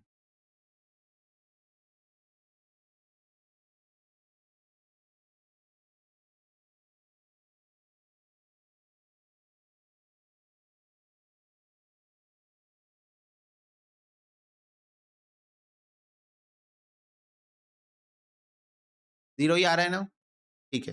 तो बेसिकली बच्चों there is no balancing figure, there is no balancing figure in this trading account. क्या ये बात सबको क्लियर है? यस और नो? क्या ये बात सबको क्लियर है? There is no balancing figure in this trading account. आपको कुछ और वैरायटी ऑफ डायरेक्ट एक्सपेंसेस देखने को मिले, ठीक है, याद रखना। इंपोर्ट ड्यूटी मतलब जब आप इंपोर्ट करते हो फ्रॉम अदर कंट्रीज तब लगता है,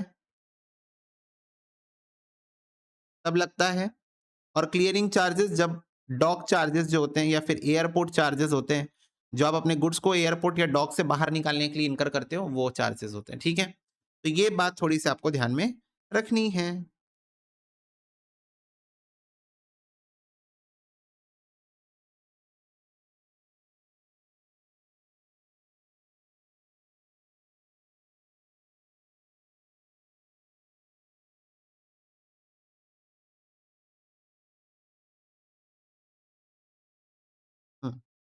चलो क्वेश्चन नंबर 7 बच्चों, trading profit and loss account बनाना है आपको।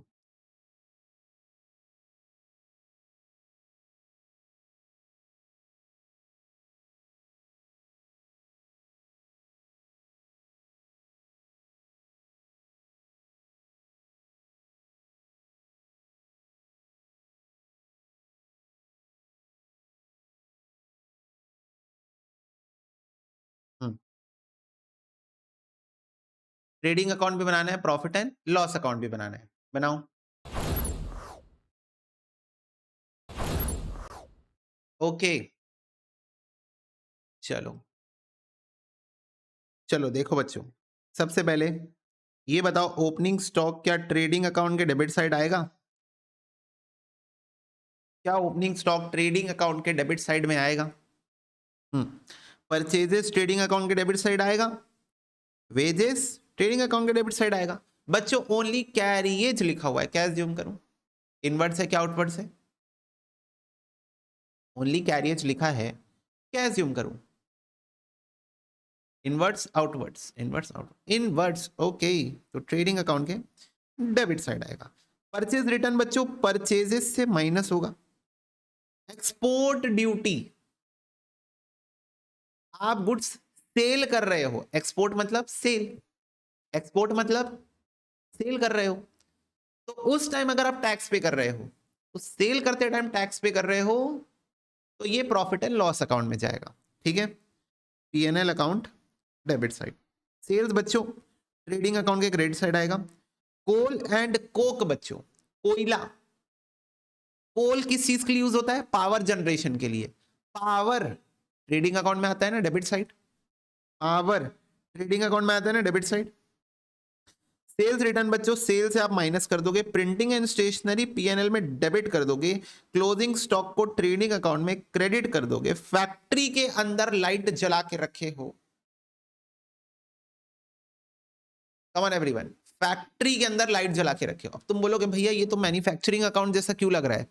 बच्चों मैन्युफैक्चरिंग अकाउंट जैसा लग रहा है, but this question didn't ask you to prepare manufacturing account. Factory है, कोयला है, कर रहे हैं लोग मैन्युफैक्चरिंग वाला काम। आ रहा है समझ में? समझ में आ रहा है कि ये जो बिजनेस है मैन्युफैक्चरिंग में इन्वॉल्व है? आ गया, मेरे को भी समझ में आ गया, तुमको भी समझ में आ गया। फैक्ट्री है, कोयला जल रहा है, तो मैन्युफैक्चरिंग का काम तो इन लोग कर रहे होंगे, कर रहे होंगे लोग मैन्युफैक्चरिंग का काम। पर क्वेश्चन ने बोला ट्रेडिंग बनाओ, तो आप मैन्युफैक्चरिंग अकाउंट नहीं बना सकते। ठीक है, आपको ऐसा लग रहा है कि हाँ भाई मैन्युफैक्चरिंग में इन्वॉल्व है, हाँ है इन्वॉल्व, मैं नहीं बोल रहा हूँ कि नहीं है इन्वॉल्व, बट क्वेश्चन ने बोला नहीं मैन्युफैक्चरिंग अकाउंट बनाओ, क्वेश्चन ने बोला ट्रेडिंग अकाउंट बनाओ। तो बेसिकली जो आपके फैक्ट्री से रिलेटेड भी जो भी खर्चे हैं ना, वो आप ट्रेडिंग अकाउंट में ही लिख दोगे। जब तक क्वेश्चन बोलेगा नहीं मैन्युफैक्चरिंग अकाउंट बनाओ, तब तक आप मैन्युफैक्चरिंग अकाउंट नहीं बना सकते। तो फिर आपको सारे डायरेक्ट खर्चे जो कि प्रोडक्शन से रिलेटेड है, वो ट्रेडिंग अकाउंट में ही लिखने पड़ेंगे। All the expenses incurred for bringing the goods to the present location and condition, तो गुड्स को बनाने में भी जो खर्चा होगा वो भी आप लिख दोगे। तो फैक्ट्री के अंदर लाइट जल रही बच्चों, फटाफट से बताओ फैक्ट्री के अंदर की लाइट को अगर मैं बंद कर दूं, प्रोडक्शन रुक जाएगा? वर्कर को दिखेगा कैसे? फैक्ट्री के अंदर की लाइट को अगर मैं बंद कर दूं, तो प्रोडक्शन का काम रुक जाएगा, गुड्स नहीं बनेंगे तो बिकेंगे नहीं, तो ट्रेडिंग की एक्टिविटी रुक जाएगी, ट्रेडिंग की एक्टिविटी रुक जाएगी। तो इसलिए फैक्ट्री की लाइट जलते रहनी चाहिए, और फैक्ट्री की लाइट जलते रहनी चाहिए मतलब ये ट्रेडिंग अकाउंट के डेबिट साइड आएगा। General expenses P&L debit. Gas and water बच्चों, गैस पे फोकस करो, गैस, एलपीजी गैस, जो भी gas, whatever gas, trading account के debit side, related to production ही होगा ये। ठीक है, रिलेटेड टू प्रोडक्शन होगा। Gas and water, gas and water production में यूज होता है बच्चों, क्योंकि आपको हमेशा पहले वाले कंपोनेंट में फोकस करना होता है। ऐसा तुम्हारे साथ एक और जगह पे होगा, पता है कहां पर? कुछ कुछ क्वेश्चन में देखना वेजेस एंड सैलरीज लिखा होगा एक साथ, और कुछ कुछ क्वेश्चन में सैलरी एंड वेजेस लिखा होगा। तो जो पहले कंपोनेंट लिखा रहता है ना, तुम उसको मान लिया करो कि उसकी बात कर रहा है। तो अगर वेजेस एंड सैलरी लिखा होगा तो तुम वेजेस मान लो उसको, और अगर सैलरी एंड वेजेस लिखा होगा तो तुम उसको सैलरी मान लो। ऐसे यहाँ गैस एंड वाटर लिखा है, तो वाटर तुमने सोचा होगा वाटर फिल्टर लगा है, ऑफिस इनडायरेक्ट एक्सपेंसेस है। नहीं बच्चों, गैस में फोकस करो। गैस प्रोडक्शन से रिलेटेड कोई आइटम है? बोलो यस और नो। गैस सोचो ना, गैस और किस चीज के लिए यूज हो सकती होगी? लिक्विफाइड पेट्रोलियम गैस, मान लो एलपीजी की बात हो रही है यहाँ पर, या हाइड्रोजन गैस की बात हो रही होगी, नाइट्रोजन की बात हो रही होगी, कार्बन डाइऑक्साइड गैस की बात हो रही होगी। गैस किस चीज के लिए यूज हो सकता है? प्रोडक्शन से, प्रोडक्शन के लिए, और किसी चीज के लिए गैस यूज हो नहीं सकता। ठीक है, तो gas and water, power and fuel, coal coke, coal कोयला कोक, ये सारी चीजें, ये सारी चीजें प्रोडक्शन में ही यूज होती है। एडवर्टीजमेंट बच्चों P&L debit, bad debts P&L debit, discount allowed P&L debit, repairs P&L debit, depreciation P&L debit, rent rates and taxes P&L debit, salary P&L debit. फटाफट से बताओ, क्या ये बात सबको क्लियर है? सारे बच्चे फटाफट से बताओ। किसी कोई ऐसा आइटम जिस पे क्लैरिफिकेशन चाहिए तो बताओ। Any item in which you want clarification, tell मी।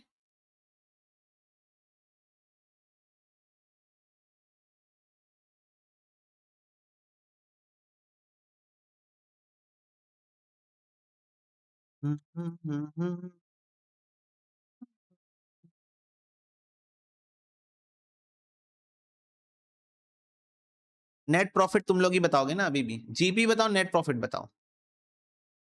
अरे फैक्ट्री लाइटिंग ट्रेडिंग अकाउंट में ही लेंगे, ठीक है सोना, बताया तो। फैक्ट्री की लाइट बंद तो काम बंद, काम बंद प्रोडक्शन बंद, प्रोडक्शन बंद तो सेल बंद, तो इसलिए फैक्ट्री की लाइटिंग बेटा ट्रेडिंग अकाउंट में ही लेंगे। Okay, no problem.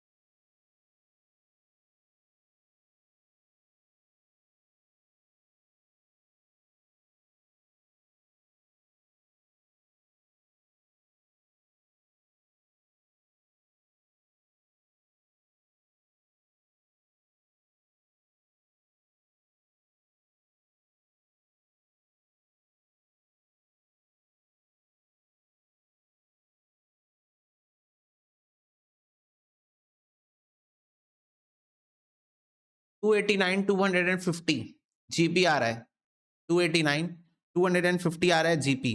बोलो यस और नो।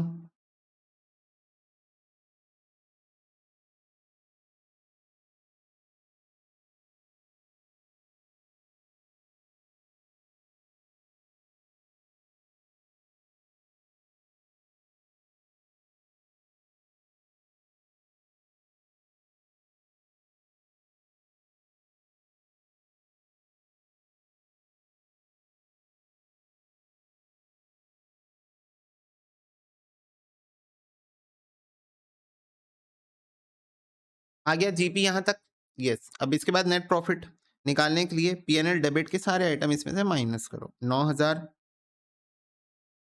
2250, 30,000, 12,000, 3020, 6,000, 12,505, 9,000, 2500, 4,000। तो बच्चों ये आ रहा है 198,975 नेट प्रॉफिट।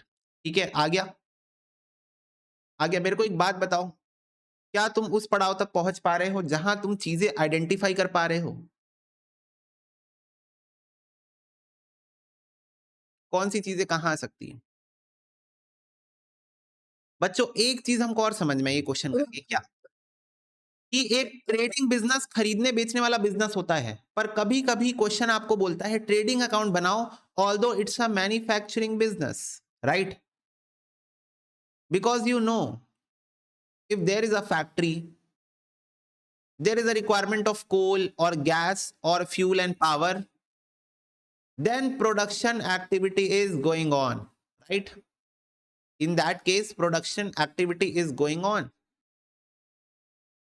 अब ये प्रोडक्शन एक्टिविटी बच्चों बहुत ऐसा नहीं है, जरूरी है बहुत लार्ज स्केल में, स्मॉल स्केल में हो सकती है। एग्जांपल बताऊं? क्या एग्जांपल हो सकता है भैया?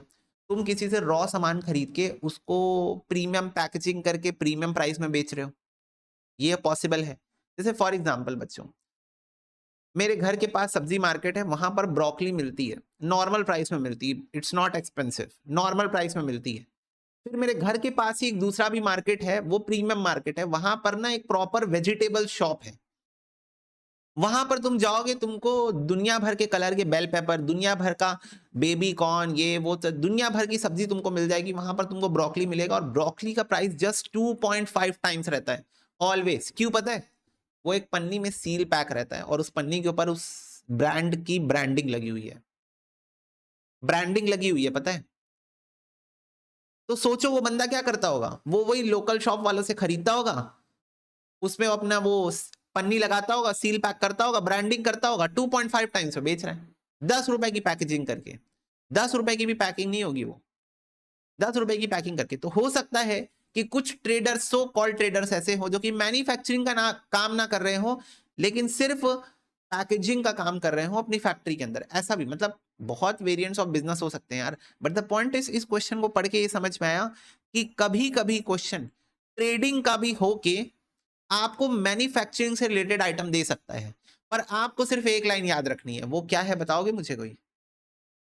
पर आपको सिर्फ एक लाइन याद रखनी है, और वो एक लाइन तुम्हारा जीवन सुधार देगी। और वो लाइन क्या है?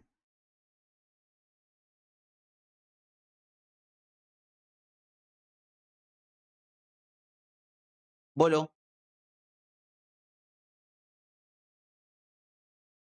All the expenses incurred to bring the goods to the present location and condition is going to be debited to trading account। ठीक है, बस ये एक लाइन याद रखनी है बच्चों। जैसा मैंने आपको भी बताया, चाहे वो वेजेस हो, चाहे वो कैरियज हो, चाहे वो आपका कोक एंड कोल हो यानी कि कोयला हो, चाहे वो फैक्ट्री के अंदर लाइट जल रही हो, चाहे फैक्ट्री के अंदर गैस लग रहा हो, ये सारी चीजें बच्चों ट्रेडिंग अकाउंट में आएगी। क्या ये बात आपको एकदम क्रिस्टल क्लियर समझ में आ रही है? मतलब कोई डाउट नहीं होना चाहिए आपके मन में, ये मेरा कहना है। क्या आपके मन में कोई डाउट है, कोई शंका? बोलो। यस। मधुर बेटा, उस दही का दही बड़ा बना के खा लो, मजा आ जाएगा ठंड में। यस रायनोक्स, यस। सारे खर्चे जो आप गुड्स को सेलेबल कंडीशन में लाने के लिए कर रहे हो, वो सारे खर्चे ट्रेडिंग अकाउंट में आएंगे। ठीक है, जो भी खर्चा आप कर रहे हो अपने गुड्स को बेचने योग्य बनाने के लिए, सेलेबल कंडीशन का हिंदी में मतलब होता है बेचने योग्य बनाना। तो आप अपने गुड्स को सेलेबल कंडीशन में लाने के लिए जो भी खर्चे करोगे वो ट्रेडिंग अकाउंट में जाएगा, वो ट्रेडिंग अकाउंट में जाएगा। दूसरा, हर्ष ने पूछा था भैया रेंट कब ट्रेडिंग अकाउंट में लेते, कब पीएनएल अकाउंट में लेते? तो हर्ष बेटा, जब भी सिंपली रेंट लिखा होता है ना, जब भी क्वेश्चन में सिंपली रेंट लिखा होता है, आप उसको पीएनएल अकाउंट में ही लोगे। ओके, तो वो तो कोई बात ही नहीं है। एंड बच्चों, अब सोनम का एक डाउट आया है, सोनम का एक डाउट आया है कि एडवर्टीजमेंट को कब ट्रेडिंग में लेते हैं, कब परचेजेस से माइनस करते हैं और कब पीएनएल में लेते हैं। Sonam, you are taking it in a wrong way. दो अलग अलग एडवर्टीजमेंट को आपने मिला दिया है। गलती हो गई आपसे। क्या गलती हो गई? इधर देखो, इधर देखो, कहाँ है इस क्वेश्चन में? बस ट्रेडिंग अकाउंट बनाने बोला था ना, और इसमें शायद एडवर्टीजमेंट था। Goods distributed as free sample, taking reference of solution number 6। बच्चों, एडवर्टीजमेंट को मैंने परचेजेस से माइनस किया है। बेसिकली इसकी जर्नल एंट्री क्या हुई? Advertisement account debit to purchases account. बोलो हाँ।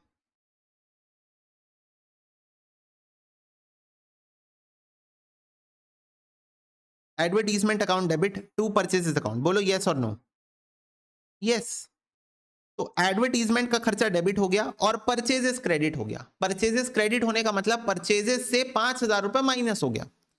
अब ये एडवर्टीजमेंट कहां जाएगा? ये एडवर्टीजमेंट जाएगा profit and loss account debit to advertisement account. 5,000 5,000। तो ये 5,000 का खर्चा ट्रेडिंग अकाउंट से निकल के बच्चों पीएनएल ही जाएगा ना। ट्रेडिंग अकाउंट से क्यों निकला? क्योंकि ये अब परचेजेस हम बेचने नहीं वाले हैं, तो हमने इसको परचेजेस से हटा दिया, क्योंकि हम इन गुड्स को अब बेचे नहीं हैं। हमने इन गुड्स को बेचा नहीं है। ओके, हमने इन गुड्स को सेल नहीं किया है, हमने इन गुड्स को बेचा नहीं है, तो हमने पहले इसको ट्रेडिंग अकाउंट से हटा दिया। कैसे हटा दिया? परचेज से माइनस करके।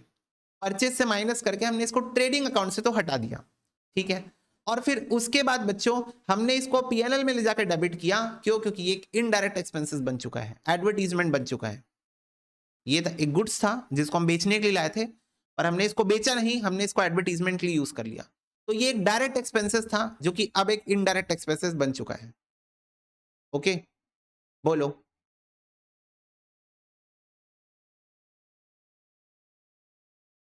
बताओ सोनम, क्लियर है बात?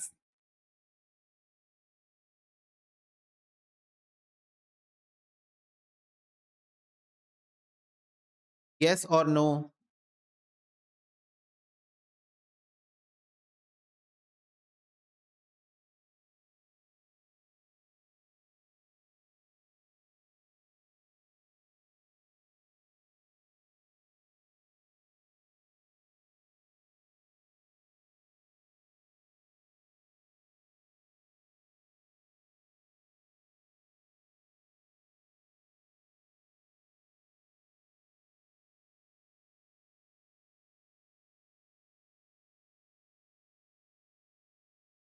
चलो, तो क्या यहां तक की बात सबको क्लियर है?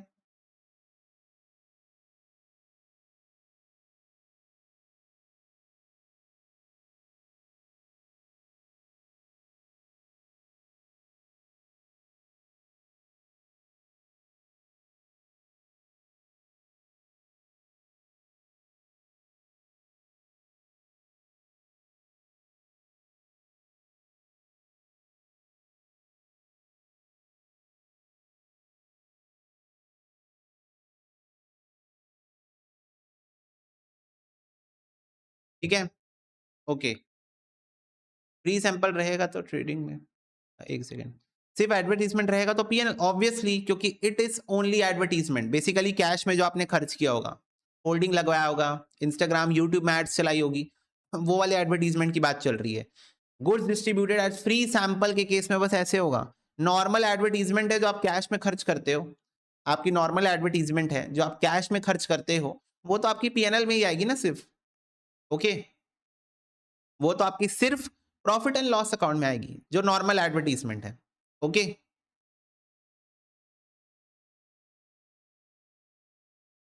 यस, ये वाली एडवर्टीजमेंट बच्चों, goods distributed as free sample वाली जो एडवर्टीजमेंट है, एडवर्टीजमेंट कॉस्ट है, सबसे पहले ट्रेडिंग अकाउंट से माइनस होगी, ये ट्रेडिंग अकाउंट से हट जाएगी, क्योंकि ये डायरेक्ट कॉस्ट नहीं रही अब, है ना, ये बिक नहीं रही है, डायरेक्ट कॉस्ट नहीं रही, और इनडायरेक्ट कॉस्ट बन जाएगी पीएनएल में डेबिट होके। मेरे को एक बात बताओ, समझ में आया कि नहीं आया मैं जो बोला?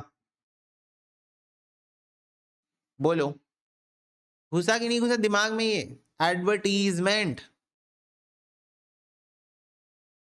डायरेक्ट कॉस्ट से हट गया और इनडायरेक्ट कॉस्ट में चला गया, क्योंकि ये एडवर्टीजमेंट बन गया। हमने खरीदा था बेचने के लिए, बट हमने बेचा नहीं, हमने इसको क्या बना दिया?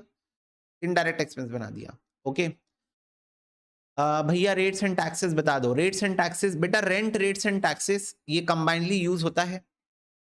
रेंट रेट्स एंड टैक्सेस जब भी आपको दिया हुआ है, it resembles your rent only. Okay, आपके रेंट के बारे में ही वो बात कर रहा है, इनडायरेक्ट एक्सपेंस है वो, ठीक है।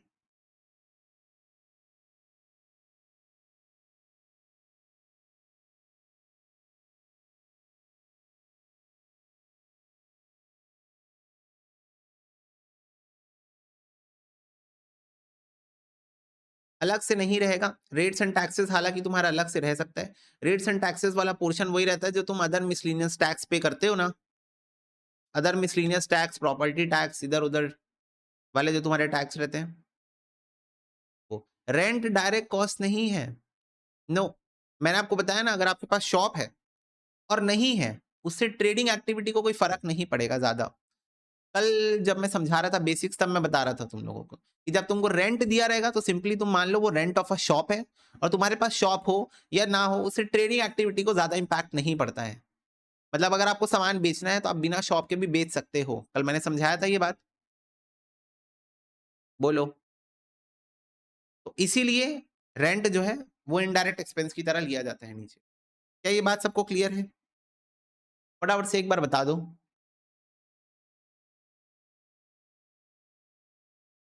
यस, पर बच्चों हाँ, लेकिन एक बात बताओ, अगर स्पेसिफिकली लिखा होगा फैक्ट्री रेंट, ये बताओ पीएनएल में लूंगा कि ट्रेडिंग में लूंगा? बताओ, अगर किसी क्वेश्चन में मान लो स्पेसिफिकली लिखा है फैक्ट्री रेंट, तो क्या करना चाहिए? तुमको क्या लगता है, बताओ, तुम्हारा दिमाग यहां पर क्या कहता है? फैक्ट्री रेंट का क्या होना चाहिए? ट्रेडिंग में लेना चाहिए या पीएनएल में लेना चाहिए?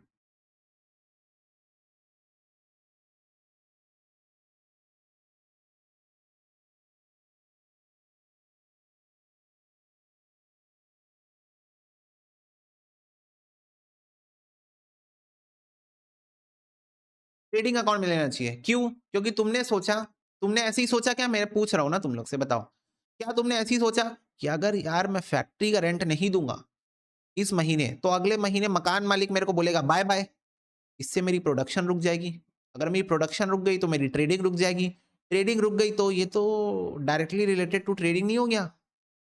ये डायरेक्टली रिलेटेड टू ट्रेडिंग नहीं हो गया कि अगर मैं फैक्ट्री का रेंट नहीं दूं तो मेरे को तो मकान मालिक भगा देगा ऐसे, और वो भगा देगा तो प्रोडक्शन कैसे करूंगा? यस, पर बच्चों अगर मैं ऑफिस का रेंट नहीं दूं, अगर मैं ऑफिस का रेंट नहीं दूं, तो एम्प्लॉयज को भगा देंगे मकान मालिक, मकान मालिक एम्प्लॉयज को भगा देंगे, एम्प्लॉयज को भगाने से ट्रेडिंग थोड़ी रुकेगी, रिटर्न फाइलिंग रुक जाएगी, जीएसटी कंप्लायंसेस रुक जाएगा, ऑफिस वर्क रुक जाएगा, अकाउंटिंग रुक जाएगा, प्रिंटिंग रुक जाएगा, स्टेशनरी रुक जाएगा, लेकिन प्रोडक्शन नहीं रुकेगा अगर मैं ऑफिस का रेंट ना पे करूं। समझ रहे हो? तो इसीलिए ऑफिस रेंट एक इनडायरेक्ट एक्सपेंस है। और बच्चों क्वेश्चन में अगर सिर्फ रेंट लिखा हो तो तुम उसको क्या मानोगे? Direct, indirect? बोलो, कर लिया बहुत सारे क्वेश्चन, सिर्फ रेंट लिखा है या फिर रेंट रेट टैक्सेस ऐसे लिखा हुआ है, तुम उसको क्या मानोगे? इनडायरेक्ट मानोगे। और अगर क्वेश्चन में स्पेसिफिकली मेंशन हो फैक्ट्री रेंट, अगर क्वेश्चन में स्पेसिफिकली मेंशन हो फैक्ट्री रेंट, तो आप तुम उसको ट्रेडिंग अकाउंट में या फिर मैन्युफैक्चरिंग अकाउंट में एज द केस में भी ले सकते हो। ये फैक्ट्री का रेंट नहीं भरोगे तो बाय बाय कर देंगे तुम्हारे को। समझ गए? बोलो,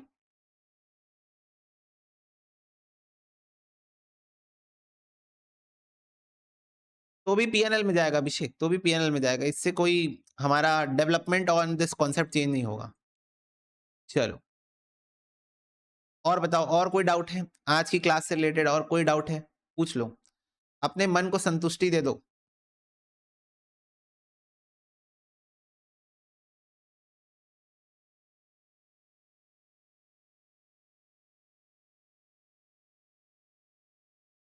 ओके, चलो बच्चों, ठीक है, तो आज की क्लास में बस इतना ही। मिलता है अगले सेशन में, तब तक के लिए God bless you, take care and bye bye.